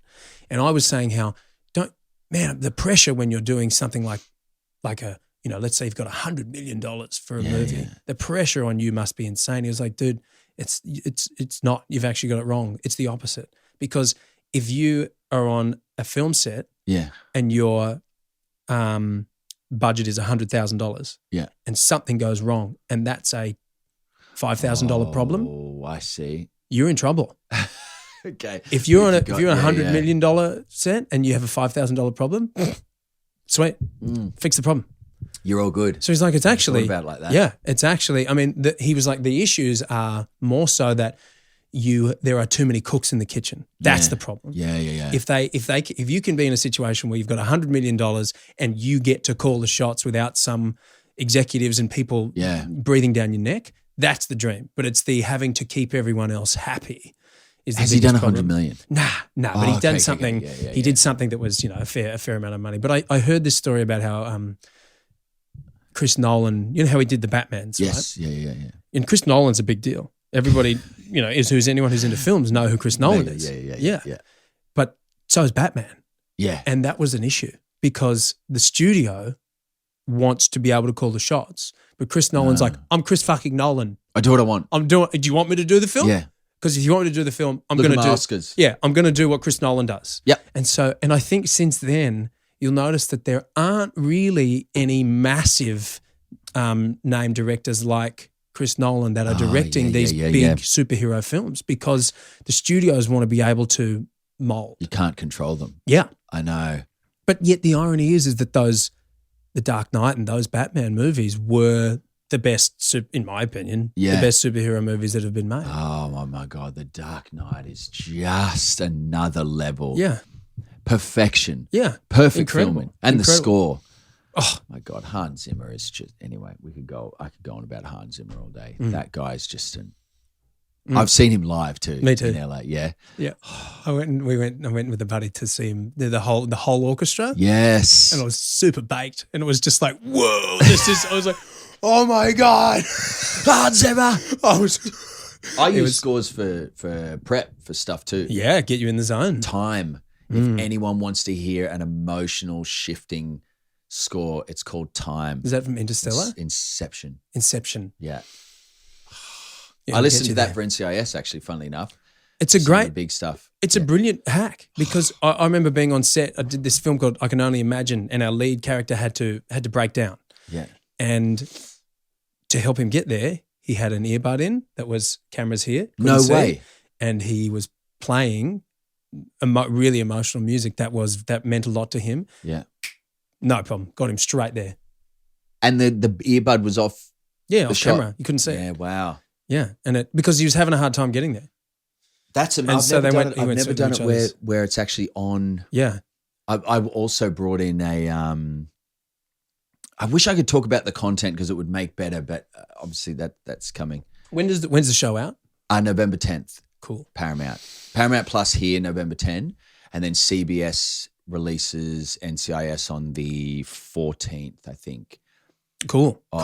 Yeah. Which So is it's in the crazy. States as well? Yeah, all through the States. And Jordan's family, because she's American, have now been seeing all my trailers. Oh, And wow. all the stuff shift. And then CBS are doing a omnibus basically Monday, Tuesday night for 2 weeks, 3 hours a night of NCIS, and then pumping the ads shit. for us.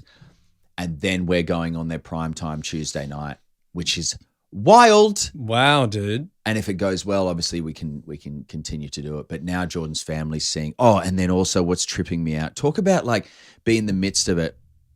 Yesterday, friends and family have now started taking photos of me on the side of buses and trams in Sydney.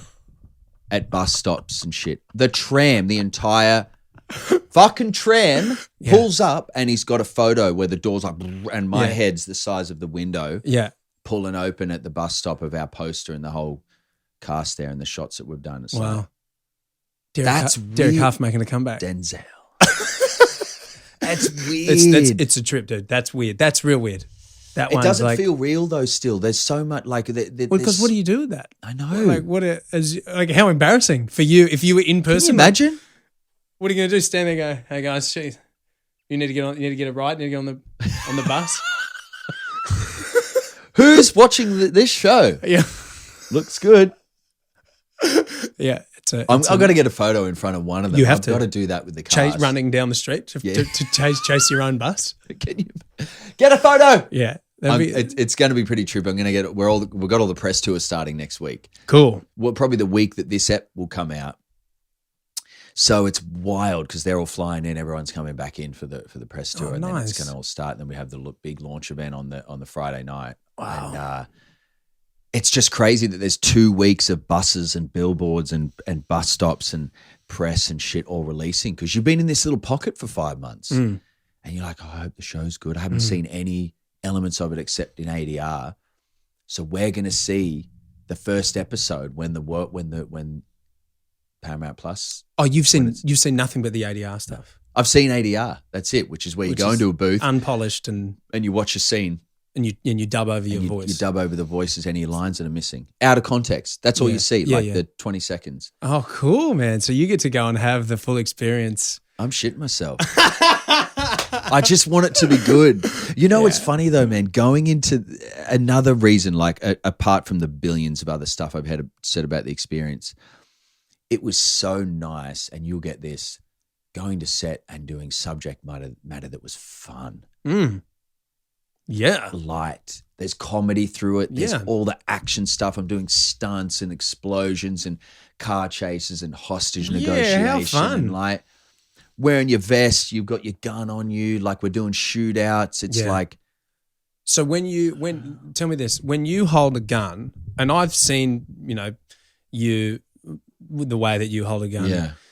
And it's you make an interesting choice. So you like to go, correct me if I'm wrong, you like to go the actual like combat style, like this. Like I noticed you kind of do this because that's how Keanu Reeves and John Wick and people who actually carry guns. I trained Keanu, funnily enough. Right. So is that so that you can quick. So you can flop it out. See, because what I would do, I'm more like old school. I'm going Arnold Schwarzenegger, so I'm more like, I want to. Where do you make the choice?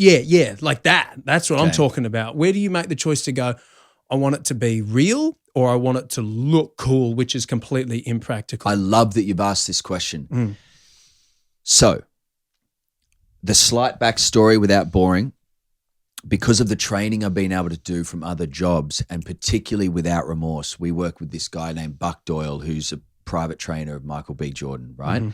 All of his tactical, special arms, weapons training, field training, tactic training, entrance training was all with Buck.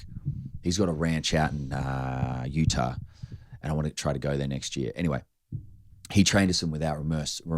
So we're shooting in Berlin, but we did like 2 weeks of special forces training, SEAL training stuff. These guys are ex-operators in Afghan, Iraq. Okay. Like, this guy's the real deal. These are not TV folks. These are actual Buck, the soldiers. Story, this is an amazing story, and he won't mind me sharing this. This is pretty full on. Buck is a massive individual, huge, just ripped, huge, built, looks, could look scary, but one of the loveliest, most gentle man I've worked with. And him and I really clicked, like brothers almost. It was a real special connection. We stay in touch to this day. So he trained us, but he's an ex-operator. He was in Afghan. And he's got this massive part of his bicep missing. So a huge chunk here. Well, it's missing, but it's obviously been scarred up. Wow. And his biceps triple mine. And you can imagine that's big because this is already That's huge. That is just Arnold That's level. like a horse's leg. Horse. So he has a wound on his bicep that I asked about where he got hit by a sniper, nearly cleaned his arm off. He got shot. I tell you what's crazier? There's footage of it. No. The Taliban filmed his shooting. Oh my God. But what's worse is that he was helping a mate who got hit and he didn't make it. And Buck steps in. I watched Buck getting shot, filmed by the Taliban. This is wild, man. I didn't know if I wanted to see it, but I was like part of this Bond thing in a good sort of real combat situation. So I watched footage of him, and he goes down to help his mate, and the sniper hits him again and rips open his bicep, and they drag him back. And yeah, and then the Taliban put the footage up online. Wow. And then they tracked down who did it. You know what I'm saying? Yes. So didn't go well for them. Yes. But they put it online. So there's a lot of war footage online. So I watched Buck, the guy who's training me, go through this. He went to hospital, rehabilitated, got his bicep re-sewn together and did the rehab and went back to deployment. He didn't even go home. Like, the guy is a machine, but so lovely and so on. He did like 15 years and then ended up working for the US government with deployment stuff too. So he's the real deal. So we got trained on a special forces level. Now they operate different. Buck operates different. Operators on different special forces operate differently. So while we're shooting in Berlin, we'd be doing, training, like tactical training the whole time, weapons training the whole time. It didn't stop, so that we had to know when you look at these SEAL guys enter a room on camera, if they're not holding, if their trigger finger is in the wrong place, if the butt of the rifle's in the wrong position, you'll pick it. And it's not about the regular civilians who are watching it going, no, it's about the teams and the Marines or the people who have served to watch it and understand and go, they're the real deal. That looks legit. And that's what you want to be doing. That's who you want to be serving. That's who I want to be serving and doing it justice. Yep. So then you get trained into doing special forces training. So how they walk, how they talk, like when they're in rest mode, when they're up, there's all these positions so they can bring the rifle up quickly to the eye to take the shot, how they hold the barrel.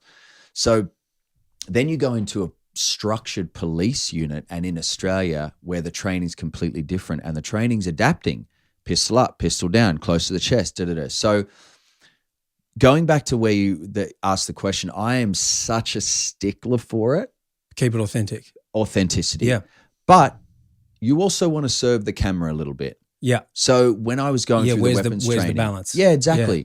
But you also want to make it legit, but also fun and look cool. And you got to have the pistol in a different position on camera because the shot might be here and you can't have your pistol out of, so all it is a bobblehead looking around. Yeah. Did you do this for AFP? It's like, no, you obviously, but there's some training that suggests having the pistol up so that when you go down, sure, there's less, it's called the bob. You don't want to come down and bobble your hand. But if you come up, there's a time where it has to adjust. So there's different training concepts, but then special forces are here close to the chest so you can punch out, you know what I mean? But then if you've got a rifle, it's a different punch position too. Anyway.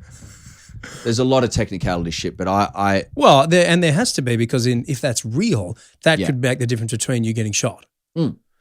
So those little and looking nuances, legitimate on screen because you're representing the federal police or a police unit. Yes, that you want to do it justice, but also you got to make it look cool. So I tweaked a little bit. I had a little bit of what you'd call maybe a loose special forces feel. But still kept it structured with the hand grip. There's a certain way you hold the pistol. Sure. The key side grip. Training Day? Yeah. The dual pistols when Denzel's out like that. Just that's how the federal police like to roll. It's the most accurate. And they give the federal police gold guns, don't they? Gold guns. Yeah. Exactly. With heaps of bling on it. And I had chains and stuff. You know what I mean? So I blend in. Once again, Denzel, thank you. Yeah. So again, it's all about the trigger finger as well, whether it's on safety, whether it's live. When do you put your finger on the trigger? Yep. Because then it's when you're going to be in an active situation to take a lethal shot. But if there's a flinch situation, your finger's on the trigger, boom, there's been a lot of Killed a civilian. Discharges where it's not meant to happen. You know what I mean? So it is interesting. I'm very paranoid and I'm very critical on myself. The only time we make adjustments is if the shot where it looks like the gun's to not facing the person. Sure. You can be facing, but on the shot might be a high or low angle. It looks like I'm aiming at the ceiling. Yeah, right. So you adjust accordingly. Sure, you do But a cheat. we did all the weapons training for this. We had a great weapons trainer I've worked with before, and he's done a lot of different shit from military, World War II, right up to special forces stuff. John, his name is. He's very well known in the Australian industry, and we had him all the time. We trained the girls up. Some of the girls hadn't even held weapons before, but they've got to step into the scene, and this is where it's a credit to the cast. They just look so legit from what I've seen. And obviously, I worked with Olivia the most, and she was really critical on herself to have that physical presence, and it is that thing she has to be aware of. She talked to me about it. She's like, I'm a female lead of an action cop show. I don't want to be phoning this shit in. I don't want to give people a reason to be like, oh, you cast a female lead because of the status of the society and the industry at the moment. Yeah. Like, she doesn't want to be a woke decision. She wants it to be exactly. She wants to be kicking ass, and she went above and beyond in her weapons training and her stunt training and her fight training because she's got some kick-ass shit coming up because she wanted it to be legit, and she does. She embodies it. Cool. And that isn't her nature at all. Liv is not a fighter, but she comes across and carries herself on screen with that. So that's important for me. Yeah. I've always had an interest in it. Yeah. And I think it really also depends on the tone of the show. Yeah. I mean, how, for instance, I referenced Arnold Schwarzenegger, Commando, it's ridiculous. Yeah. So, of course, it's all about being on steroids and, wearing clothes that are, why have they got their arms out? Why are they all wearing muscle shirts? And you're not hitting anything with your gun at your waist. No, but it looks... You need 100 rounds because you're going to miss all of them. Yeah, it looks so good on camera. It's so impractical, but it looks hilarious. Yeah. It's great entertainment. But there's no... Whereas if the show is actually trying to emulate or much closer to a real-life scenario, then it's not going to make sense to have no sleeves and be like... I know. But even down to hold your gun. AFP. If you enter a room. Motherfucker. What up, bitch? Yeah. If you enter a room and the gun's in the wrong position, I'm out of it. Also, this is a little fun side fact that I've been seeing a little bit online in conversations. There's a real NCIS here. We have NCIS in Australia. Really? A lot of people are like, what are we doing with NCIS in Australia? We've met the real NCIS boys based in Sydney and Perth who are legit American citizens. They come out here. They are part of the Naval Criminal Investigative Services. They came to our set multiple times, and we got to meet the boys and girls who are part of the real NCIS. So you're also representing those guys. Obviously, I'm not. I'm Australian Federal Police, and that's the uniqueness of the show. It's the first time we've had an amalgamation of two units come together, and they have to work under the NCIS banner. Mm-hmm. Did you meet anyone from the AFP? Yeah.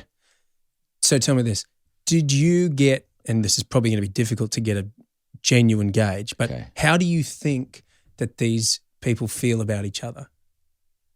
Like the AFP, because on the show, there's tension, right? And maybe that's because it's good television. Yes. The AFP and the NCIS is like, there's a bit of you're encroaching on my territory, all that kind of stuff, right? Mm-hmm. How do you think they actually feel about each other? Do you reckon that stuff goes on? I think there would be a little bit of swinging, because it'd be a bit like, this is my turf, which we do a bit in the show and in the trailer and stuff like that, where they touch on that. There is a jurisdiction shift here based on who's dealing with the crime, where it happened, on what ground, but who's involved. NCIS deal with American-related crimes for American personnel, obviously. We, Australian Federal Police, deal with Australian turf crimes. But there would be that crossover sometimes.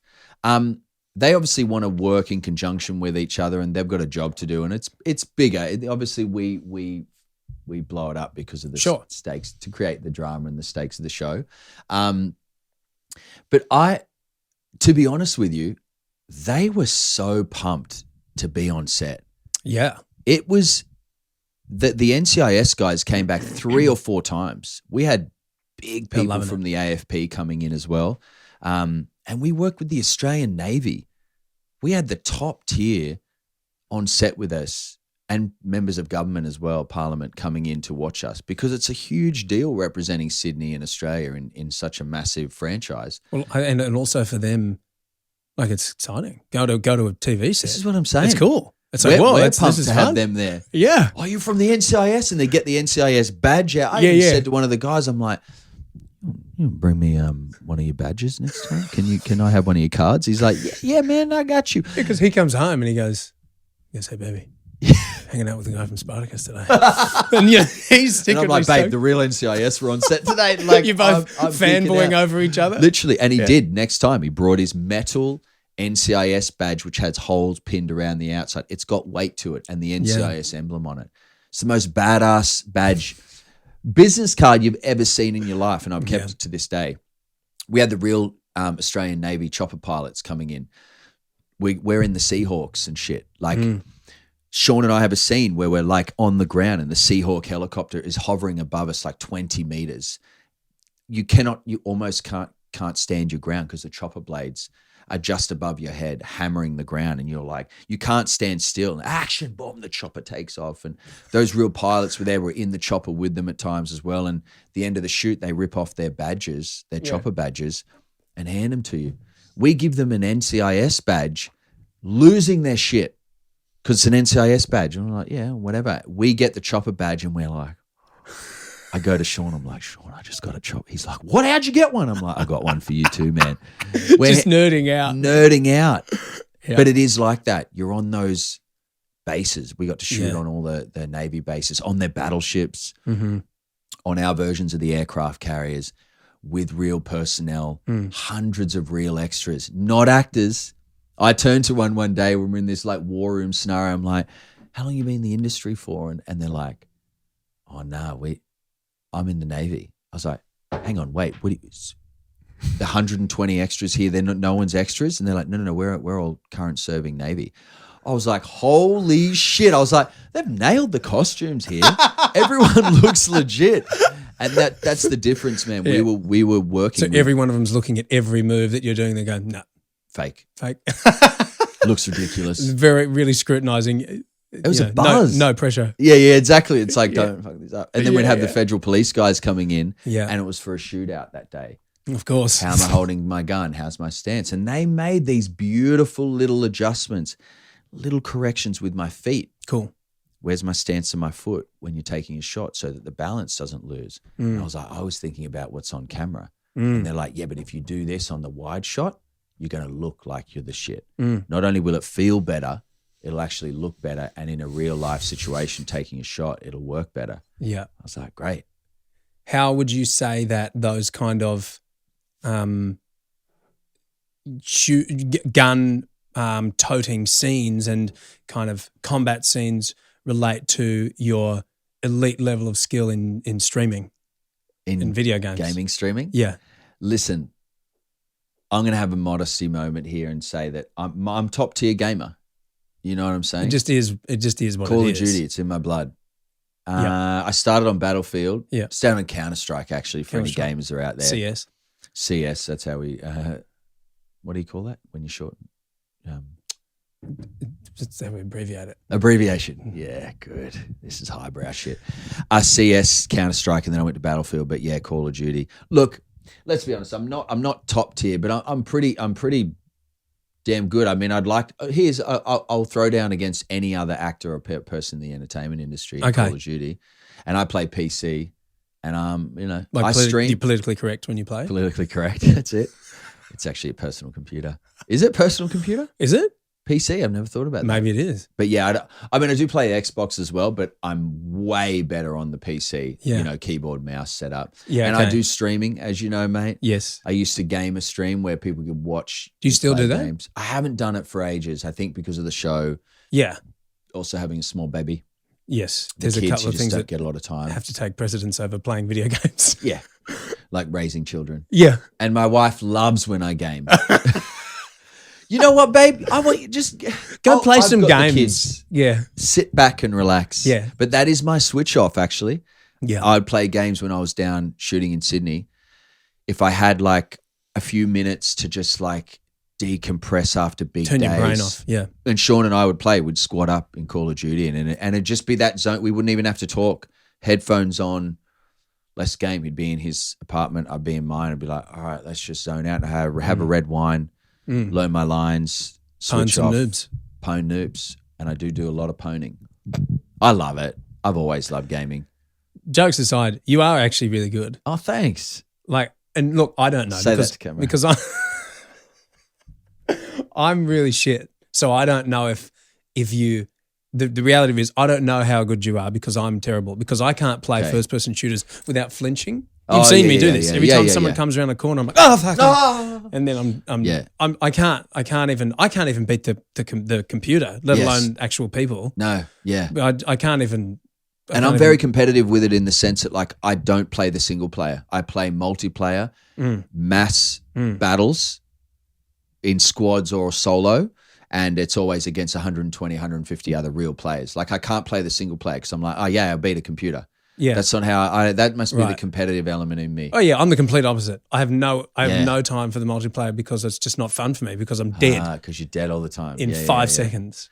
Like, I'm not going to lie, there's some good play, and the young kids are weapons now. I think it's just because of their twitch reflexes are insane. But I give them a run.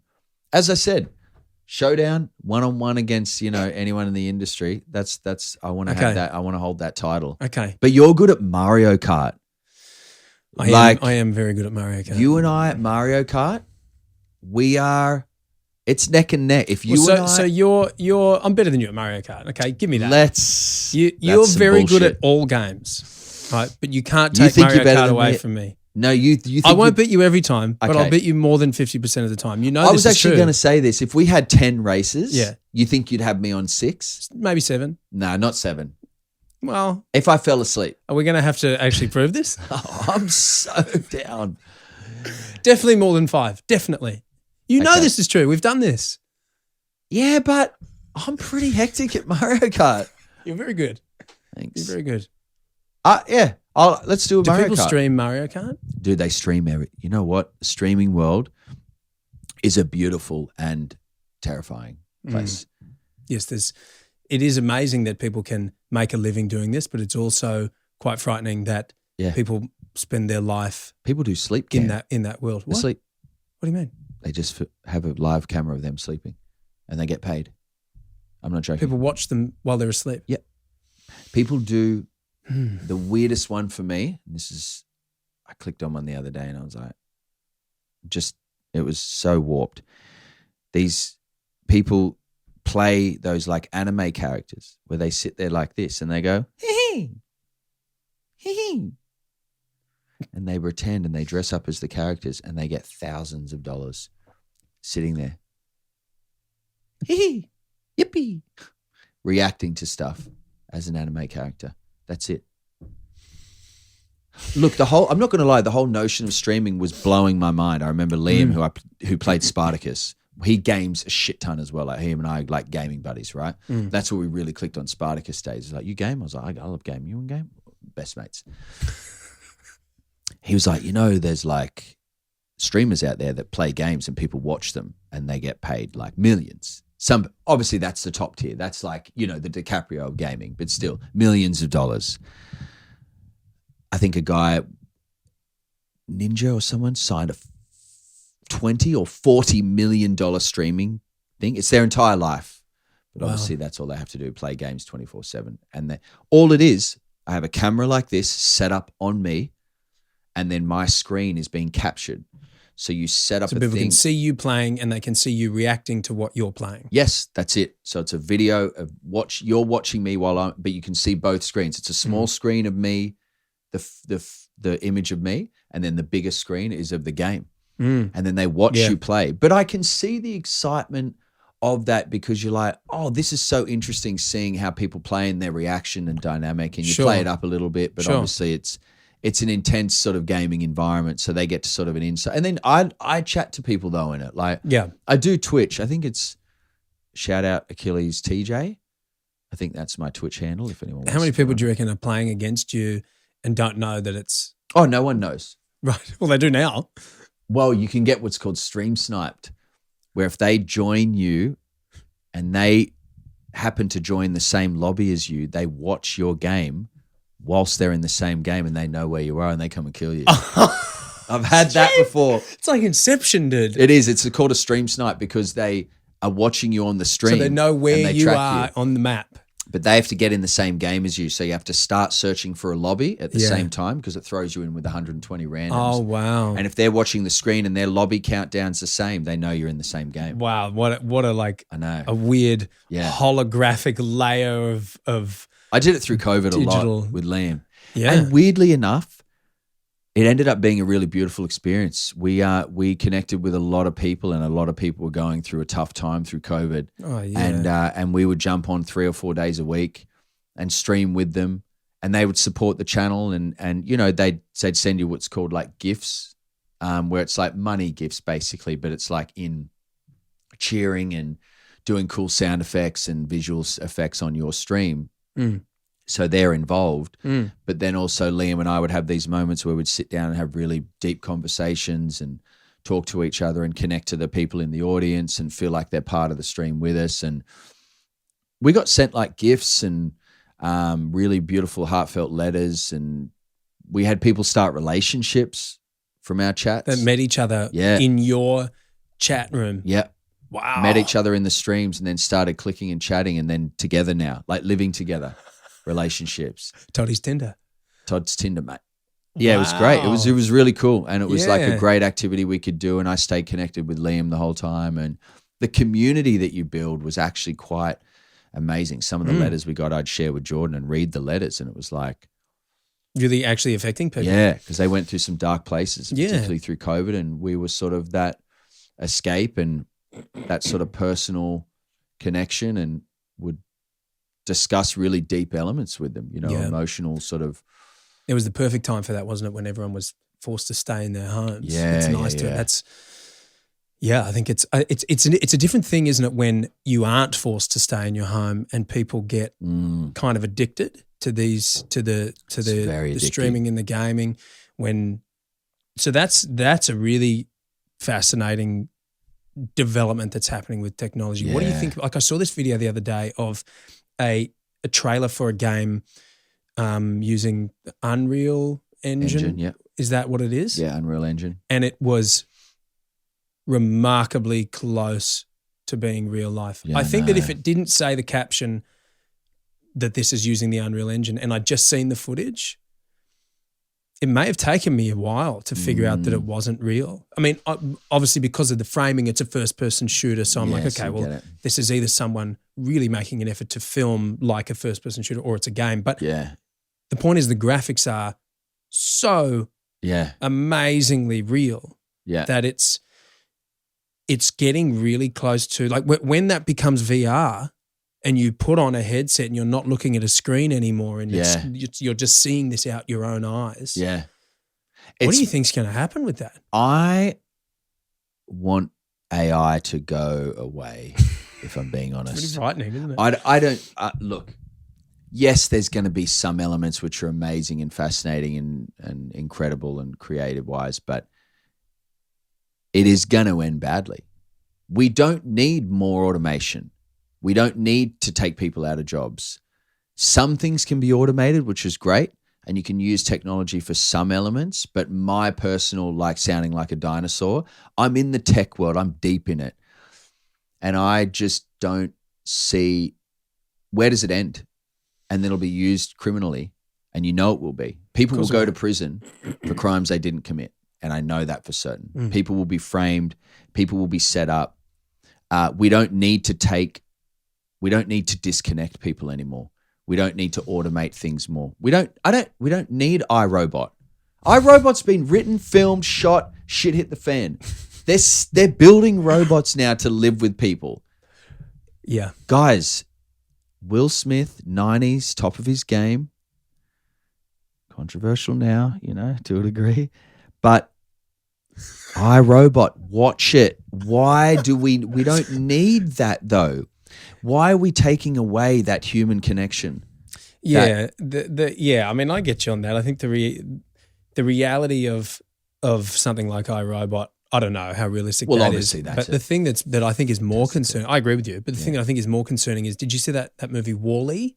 No, I haven't seen Wall-E yet. So that one's actually, basically what happens is there's this super cute little robot Yeah. that has intelligence that's in the future, and all the people are morbidly obese blobs that just sit in these, I haven't seen it for a long time, so I'm going by memory, but they sit in these chairs in this VR pod thing and they live their life out in VR. Yeah, So there you go. physically they're just horrifically unhealthy, Yeah. but they live out, consciously they live out in VR, and the whole world's trash. And this little robot goes around and kind of cleans things up. And What we don't need more disconnect. no. We need to go in the other realm. Yeah. And I think AI serves its purpose, but also creative. I mean, we're in SAG-AFTRA strikes now talking about AI, use of AI, overuse of AI, script writing with AI. What? Why? What's the advantage of taking away the human element of writing a script? That's all it is, being lazy. Less work and more money margin for the companies. At the end of the day, they know that they can get it for cheaper. Yeah. But the problem is that people developing this technology will make money from it. And I hate to sound like that, like dinosaur, or it's all about the money. It is. It is. We don't need to take the creative element out of creating art. What is the point of that? What's the advantage? Less jobs for humans, less interaction, less use of the creative mind. It's and something intriguing I was listening to. I think it was Rogan talking to this AI expert. Yeah. And he was talking about what his prediction was for where he thought it would have gone. And his prediction was that he thought that overtaking creative aspects of humanity would be the last thing that AI would do. Yeah. And he was like, I was completely wrong. That's kind of the first thing it's done. Yeah. Creating artwork, writing stories, but here's what I think about it. There's AI at this point can't create human interaction. So as far as putting on some music in your house compared to going and seeing that band or artist perform that live, it is a drastically different experience.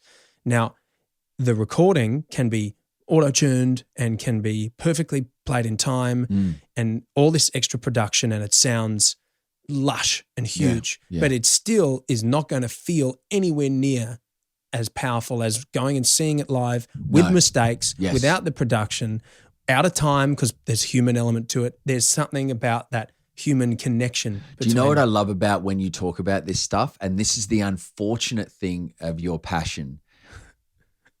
People are lazy. Yeah.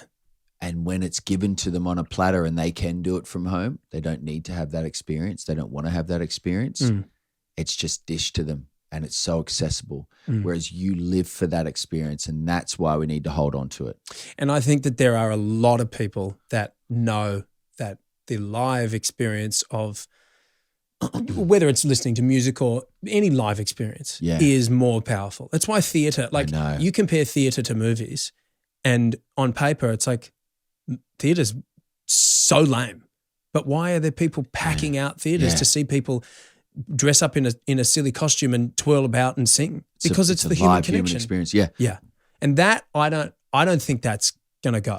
No, but even cinemas starting to fold a little bit. And you're like, one of the best things, and obviously there's other elements that we do, but I love walking to that cinema with Jordan or my mates or you or whatever, and bag of popcorn, the Coke, sitting down and have that immersive experience in person. Yeah, you can have a flat screen and have all the sound at home and blah, do your comfort, but nothing replaces that experience.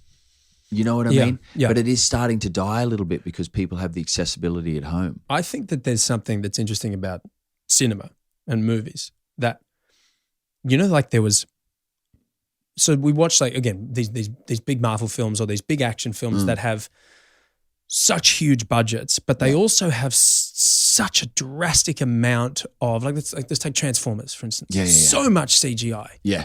Now, if you were to tell someone 50 years ago, show them a clip of that, it would blow their mind that this is what we're making. But as we watch it now, it actually isn't as fulfilling or as moving as something that is real and has been filmed. Like I think there was this golden era of cinema and when it was probably in the 90s, mid 90s maybe, where it was everything was still practical effects. Early 2000s even, because I'm going to throw Lord of the Rings in there. Sure, yeah. So there's definitely a lot of CGI in that, but the majority of it is the original. Yeah. Yeah, but the fact is what you're seeing is stuff that is happening that is being filmed. Yeah. Not stuff that a computer has generated afterwards. Yeah. And I think there's this, like, you know, movies like Speed, right? Yeah. Or Lethal Weapon, these action films where it's, if there's a car that's doing a flip, that's because they've fucking flipped the car. They flipped it, yeah. A lot of times, you know, and you can tell. You watch it, and you go, "Oh shit, that car's landing on its head." Is that what's missing now, though? I think so. Even rom-coms, right? We watched How to Lose a Guy in 10 Days, right? Yeah, cheesy popcorn rom-com, but they don't make films like that with that chemistry, and that's what my wife talks about all the time. She's like, "Why? What is it?" And she turns to me like I'm the sort of representative of the industry, which is fair enough, going, "What? You tell me from a creative perspective, why do they not make those rom-coms anymore? Why can't they?" I mean, that's a genuine question I'm asking you. I think they can, but I think that you're dead on that it needs to be, for instance, with the action thing, people, even if they can't explain it, they need, it makes more of an impact on them if what they're seeing is real. In a rom-com, if there is chemistry between these two humans and they're not acting, it affects people. Like, here's a great example of it that's been done recently is what was the one with Lady Gaga and Bradley Cooper? Oh, yeah. A Star is Born. A Star is Born. There is sexual chemistry between them. Yeah. You can feel it. Yeah. That's they true. And it is moving. Incredible performances. I resisted watching that movie for so long because I don't know, I'm not really a fan of Lady Gaga. I don't like her music. I feel like it's very contrived, overproduced pop music. So I was like, I don't want to see her being an actor now, taking actors' roles. Yeah. That annoys me. I want to give it to an actor. But then Lolly watched it and she was like, "Babe, this is a really special movie. You need to watch this with me." So I watched it with her and I was like, wow. One, she's really fucking good. So good. And two, there's chemistry between them. Yeah. It's real. That's they're very playing rare. these roles. Yeah. But I think that's what it is. If the chemistry's not there, doesn't matter how good an actor you are, you can't fake it. I know. And Bradley Cooper is pioneering that. He directed it. Did too, didn't he? That was his heart and soul, dude. He spent years on it. And then learning the guitar and doing his voice work so that when he was like, "Yeah, dog," you're like, whoa, embedding in it. But he nailed it. But he let the studios also, I mean, this is a whole other chat, but the studios let him have that creative outlet. They let him have that creative power and take the reins and look what he achieved. There's too many suits now, and this is a whole other, you know, there's too many suits involved in the industry now. Yeah, well, it's just let people do what they are good at doing. Let creative people make creative decisions. Yeah. If you have business-minded people making creative decisions, it is not going to be as effective. This is what the AI stuff goes back to that. Why do we need them making decisions? Why do we need them writing scripts? Reusing people's faces, manufacturing. Have real actors in there. Did you see, there's two things that come to mind. Did you see, there's an episode of the new season of Black Mirror? Oh, no. That stuff trips me. I can't do that shit anymore. It's so depressing. Since being a dad? Yeah. It's dark. There's this one episode where there's a show that comes on Netflix about this woman. So we follow this woman in her life. Yeah. And then there's the show that comes on Netflix, which is about her. Okay. And she's like, "But I'm just a normal woman." And the show ends up being, spoiler alert, an AI version of her life. Okay. And then there's like 3 layers of AI that is, like, Salma Hayek is in the show. And so she's like, "I'm going to talk to fucking Salma Hayek about this. This is not, we're going to take this show off the air." And Salma Hayek's not in the show. She's signed away digital rights of her representation. So she doesn't do anything. She gets what they're paid. striking for at the moment. Really? Yep. Digital rights to your face. Yep. That's part of it. So that's real. Mm-hmm. That's what I'm saying. We don't need the shit. And luckily our union is stepping in, because my understanding, and I don't want to obviously, go to the top tier of production level and be like, this is what you're negotiating. My understanding of it is, if they take an AI scan of your face, they buy you out and they can use you in anything. Even if you become massive, let's say everything blows up, right? You get a show, like everything blows up, they've scanned your eye and they can throw you in any of their films. And you're not even required to do the work. Nah, we don't need it. Anyway, I could be sounding like a dinosaur. No, that's really frightening because what can they make you do? Anything. Like you hear about deep fake porn. Oh, dude, they will put your face on crimes. Yeah. They will digitally add your face to video footage that's grainy, make it look like you go to prison. Yeah. Absolutely, that's going to happen. Yeah, this is even if one person is falsely imprisoned, we have failed the system with that. Yeah, I think we need to make the distinction between what of this is AI and what of this is just technology. Yeah, gone awry. Side note, going back to something that I just thought of before. How do you feel watching horror shit and high intensity family drama and stuff to do with children, like where there's trauma? Like, I have become such a bitch with that. I can't watch anything with that full-on emotional intensity or people under huge trauma or massive horror where people are just getting hacked up. I don't know. It's fully shifted for me. I was listening to Smartless, obviously another, great podcast.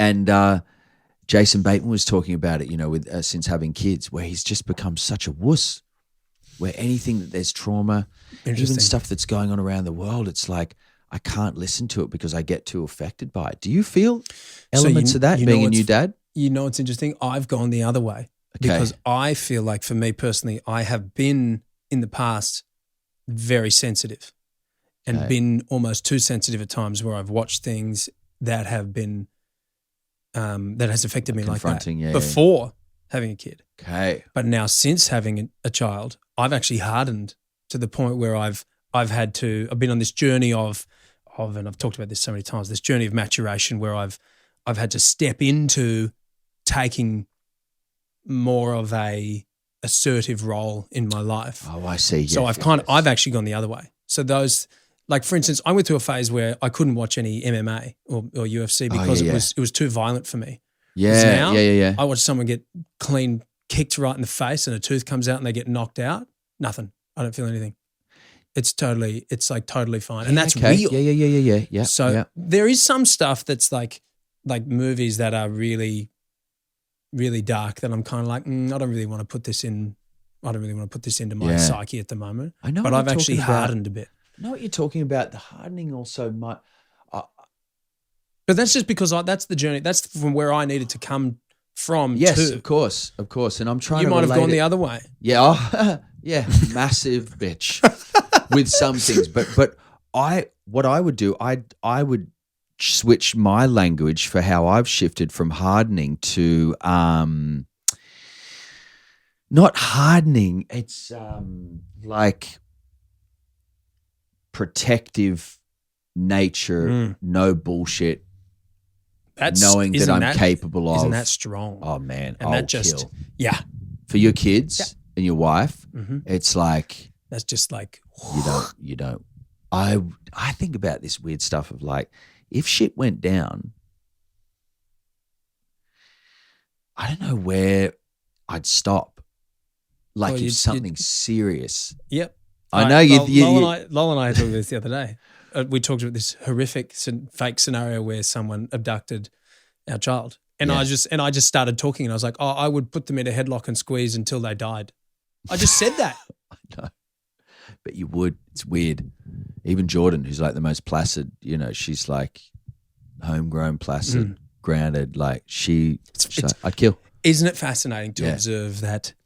Like that is something that becomes very prevalent. And you guys have just been through this recently throughout birth, labor. You are so confronted by your own animalness, the fact that you are a mammal. Your wife is your wife, but she's a mammal right now. She is a female mammal, and this is a human-animal experience. And Pushing an animal out of you. Yep. And if you aren't comfortable with that kind of stuff, too fucking bad. Yeah, I know. Here it comes. Yeah. You have to embrace it. It is It is wild. happening. So, and that's a very kind of intense version of that. Yeah. But what we're talking about now is another one. This is Protection. to take ourselves out of the emotional relationship to what you're talking about. Yeah. The protective thing is it is a human, mammal, animal response to protect your young, to protect your offspring. It is. And I've never been like that in my life until having a child. Yeah. And now, even if a little kid's had a little side word to Charlie at school, yeah, I'll throw a little elbow in this as is he what it's like. passes. It's like, I'll hurt a kid. No, 100%. It's like, you want to, I do it like at the playground. Face push. It's like, hey, little girl, talk to my fucking daughter. She's waving to you. Sorry Why aren't you waving? Share your toy. Yeah. I know you're only 2, but wave at my child. I know, it's bad. But it's good. I like that instinct, and it does shift you as a man. Like, it's okay, honey. Don't worry. Hi, darling. I'll wave. Fucking wave at her. Where's your parents? Yeah. Shoved out.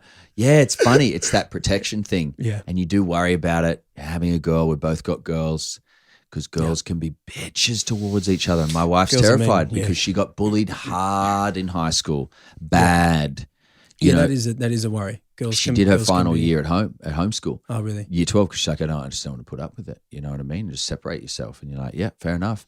Girls are shocking towards each other. Yeah, well, that's the that's kind of the way that one of the big differences between males and females. Males are aggressive and violent. Yeah. There's much more chance if there's an issue between males, they're just going to fight. So and then true. it's kind of done. Whereas that's not how females operate. I know. You know, they destroy your reputation. Yeah. That's Emotional manipulation. Yeah. And the thing that's really messed up now is, like, back in the day, she could a girl could try and she could bitch about another girl and then it gets really bad, they just move. But now with social media, you can wake up in the morning and everyone hates you. Destroy you. Yeah, because your reputation forever. Yeah, and that's just not so much a characteristic that males do. No, it's funny that it's a much more subtle internal attack. Yeah. And it's such a shame, dude. I talk about this with Jordan all the time, and there's a lot of shaming to do with motherhood and birth, and that's where the conversation started. How did you give birth? What did you do? Did you breastfeed? What did you do? What was the delivery like? Why is there this competition? It's such, women, a lot of, women, we've got each other's back, the feminism, that movement, which is fantastic, but then they destroy each other at the first chance, or there's this competition there, or there's this battle nature or comparative nature. And like, I remember Jordan just handled it so well. Like when she talked about the birth and the delivery and how it went. Did she use drugs, for example? Did she use pain relief? I'm like, why is this a conversation that other women are so invested in and so proud of how they handled it? You've carried a child. The child has come out and is living, and you're now going to raise that child. That's it. There's no, how did you do it? Did you have pain meds? And the way that Jordan handled it all was incredible. And, watching her give birth, and some people can't give birth in a C-section. Who cares how they came into this world? I don't understand why in the motherhood community there's this competition and this bragging right of, did you have pain medication? Who cares? The second I walked into that hospital, I was like, yo, get the epidural ready. Just have that needle. I'll hold it. I'll put it in my pocket. And I don't know, Jordan might not end up using it, whatever, but let's have that shit on hand, because when you're pushing a 8 to 10 pound child out of your vagina and watching your wife go through that experience, there's an option to maybe take the pain away. I feel it. I'll take it for you. The reality of that experience, as opposed to the idea, is a drastically different thing. But why is there a I think hang up around the idea of it? I think that there's definitely health benefits to having a birth be as natural as you possibly can. Yes, right? of course.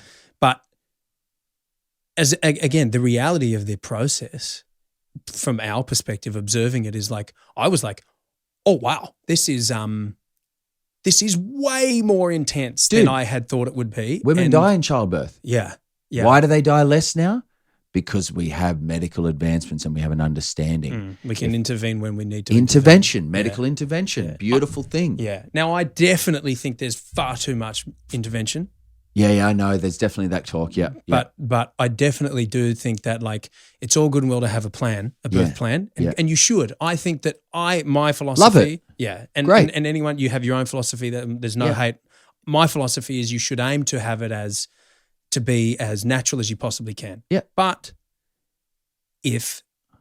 be adaptable to be able to go in the room on the day when it's happening. Yeah. Maybe that's not going to go to plan. No one goes in going, I'm going to try to have as unnatural situation as I can. But some people do. Well, some people go, they want to plan they go, I don't want to deal with this.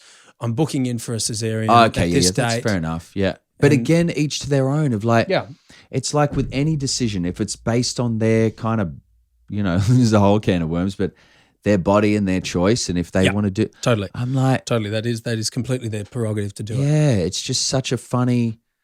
You just notice it when you go through that experience, and it's such a shame that women tear other women down and judge them on how they did the delivery or did you do that, and then there's so much pressure, and then there's the postnatal depression elements because there's an expectation of how it's going to go.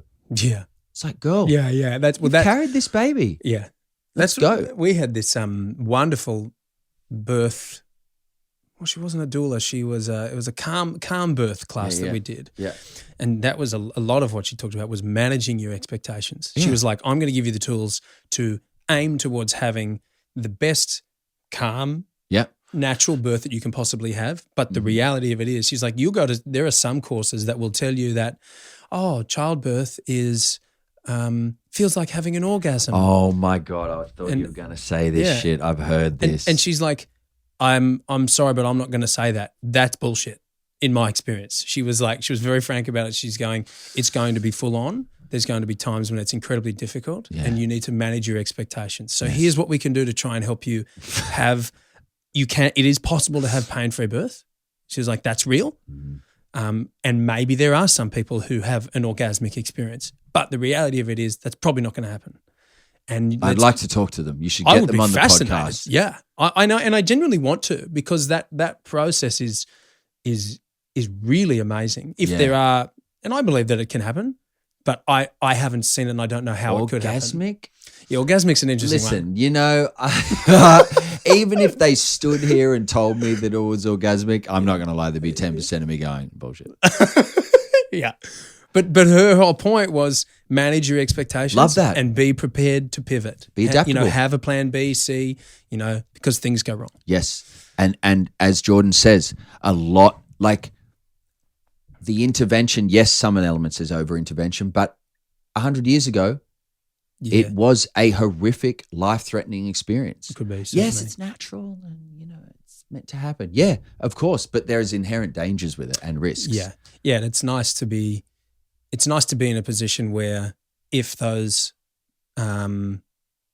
complications do arise, which, should be rare, but maybe, I don't know, maybe more and more complications are happening because of the way that we're living. Maybe. Potentially. I don't know. Yeah, we had complications with blood loss. Imagine if it kept occurring and we weren't there to intervene. Yeah. Yeah, totally. Well, back in 100 years ago, Jordan might not be here. Might have bled out and died. Yeah. My thing back to it is just more, it is, I'm not going to solve it on this, but it's just, I just find it's a shame with that competition with women and between girls in particular. It's really sad to see and such a terrible part of society that there is that tearing each other down and when it comes to it, the posts on social media, women are one, and we back each other, but it's like then 15 minutes later they turn around, they stab each other in the back and they talk shit, and it's an interesting dynamic. I think it was Jordan Peterson. I heard him. He did this quote saying, he was talking about how men will, if there's a problem, like the worst thing that men will do is they'll try to kill you. Whereas what a woman will do, she'll make you kill yourself. Yeah, my God. Fuck, that hits home. That's just Yeah. these are the weapons. These are the tools of how know. they work together, and it's It's it's fucked up. I know and I know elements of how we deal with things are ingrained in our nature between, the species and stuff like that. But I don't know. I also think on a positive level, there is a big movement shifting away from that sort of stuff, which is good. This next generation of kids might have a different awareness of their actions and It's the because way they'll they be treat raised by people. robots. That's right. That's what we want to do with Charlie. Make sure we've got an AI robot. A in the digital house. nanny. Digital nanny. Don't say that. No. You will be reprimanded. Oh, yeah, no. Yeah. Small electric shock incoming. Happy thoughts. You're having fun. Cheers dude. to AI. I don't know if there's anything else that we need to talk about, mate. We covered great. We've covered. I've written down here a couple of notes to talk about. Let me tell you the story, talking about children. So the other day, Laurel's, Somi, our daughter, is having a very hard time sleeping. So she woke up in the night, right? We're like, what's going on? So Laurel's like, I'm going to change her nappy. She was all restless. Diaper for the Americans. Yeah, change the diaper, change the nappy. So Laurel's changing her nappy, and she opens up the nappy, and there's like red all in the bottom of the nappy. You're joking. And we're like, no. And Laurel's going, oh, fuck. And then she pulls the nappy down a bit further, and there's blue. And then there's green. And there's fucking crayons in her nappy. So Somi's got her crayons. What? Stuffed them down her nappy and then gone to bed. You're joking. What a legend. Laura's gone. She's gone, oh my God, babe. Oh. And then because she saw the red, and then we realized that there was a rainbow of color. That's amazing. Wouldn't that be beautiful? Rainbow shit. Rainbow poo, yeah. That's the episode. Yeah. Name. But I tell you what, that's a pretty scary thing to That's go. horrific. Yeah. Anything to do with never been more excited to see more color, the blue and the green inside a nappy. Stuffed, yeah, and they'd started to melt. Man, how uncomfortable! I know, but she must have done it like hours before. Yeah, she's gone to bed. She's like, "I'll keep these. Might need these for later. One in there, one in there." Oh, good on her. We would have shat ourselves. Yeah, because that's horrific. Anything to do with your kids. Yeah. Any health scares, anything. Oh man, we've been terrifying. through some stuff, and it's just like, nah. Yeah. It's a curse. I remember someone described having a child, and it was such a beautiful way to explain it about how it feels, because you can't explain it to anyone. That's the thing. You can't. No. There's no other life experience that is like it. You agree? And I've heard this so many times before having a child, and you're like, yeah, I get it. It's okay. Yeah. I remember before you wanted to have kids, and you'd be like, no, it's not for us. I was like, yeah, great. And we'd have discussions, and I was like, yeah, no, totally. But there's nothing. There's no comparable. It's like trying to describe colours to a blind person. Yeah. You can't. You just have no. Yeah, there's no comparable experience. Yeah. And we where was I going? Just talking about being a parent. No, crap. I was on something there. Oh. Well, it certainly does put into perspective all the other stuff in your life, like, stresses you might have about being on set. Yes. Sorry, I know it. Yeah. While I got it, in case I lose it. Yeah. They described it as taking your heart out of your body and putting it into another human, and then that human then runs around in front of you. That's how you explain a child. All of the thoughts, feelings, emotions, experiences, everything condense into your heart and then put into another little human being, and now they run around in front of you. And that's your thoughts, feelings, your hurt, your emotions, your wins, your losses, like everything that they experience and that you experience through them is just amplified, and it's another version of you. I love that description of putting your heart in something else, and then now they run around for you. That's such a beautiful way to kind of explain it, and how close it is to you. And as they get older, that bond and that experience grows more. Like you think, how can I love, like having a second child, you're like, how can I love anything as much as I've loved my first child? And it's like your heart duplicates. It like it like a cell, where you've ever seen a cell divide and create two cells. It's that. Like Jordan particularly was worried. She's like, I'm going into this and we're having a little boy and he's only 5 months. And she's like, how can I love anything the same as Charlie? We've had her for 7 years. And then you do. It just multiplies your love. How can your heart expand any more? And it does. It finds room for it. You're like, what? Yeah, well, it's unbelievable. And it's having I think I've talked about this before, but when you're a kid, something that's so incredible about observing your own child and living with a little kid day in, day out and moment to moment is that you get to see them experience awe all the time, like genuine, you get to see them like when they taste lemon. I know. To see that like, whoa, this is intense. Or something that they hear a song that they love and you see their reaction. Yeah. Like there are so many consistent moments of awe with a little kid, whereas as an adult, you have less and less of those as your life goes on. True, and you get to relive them. Yeah. That's the beauty of being back to a kid, especially if you become a parent the way that you and Laurel have. You know what I mean? Like you're with them in the trenches, you're experiencing it together. You experience that joy and that awe together and you become a kid again yourself. That's what I love about it. Yeah. Highly recommend. Yeah. Todd's stamp of approval. Dad life for the win. Yeah, it's exhausting. Best thing I've ever done. Yeah. Greatest achievement, right? Absolutely. I know. It puts all that other stuff into perspective. I know. Just like nothing matters. And as then long as I get this right them. or as right as I possibly can. Yeah. Yeah, really, it really kind of, and the funny thing is that probably makes you perform and be better in everything 100%. else because you're like, I've actually got my priorities sorted. Yeah. And then you're doing it for a greater reason that's so far beyond you. It's true. You're truly being of service. Absolutely. And I think as a child, you don't really get that. No. Because the world's about you. No, exactly. And growing through that and being like, now I've legitimately got someone else who is more important in my life than me. And they don't understand how dope we are. No. How no legit one we are. No one ever really will. Know? You can't understand that when it's your own parents. No. She'll realize one day. Yeah, or she can try. She'll be old though. You know what I mean? Yeah. Shit, my parents are actually But legit. the funny thing is you won't be because you don't age. That's true. That's how dope you are. And AI. Because of makeup and AI. Because we've uploaded our consciousness digitally. And I'm walking around in a robotic skin suit that's a hot version of Wally. me. I'm going to watch that. All right, mate. Probably time. What do you reckon? Beautiful. Yeah. Thanks so much for having me. It's been beautiful. Thanks for being here. It's been great to play footsies with you for the are past playing footsies however at many the moment. hours. That's what we're here for. Love you, brother. All right. Love you too. See you very soon.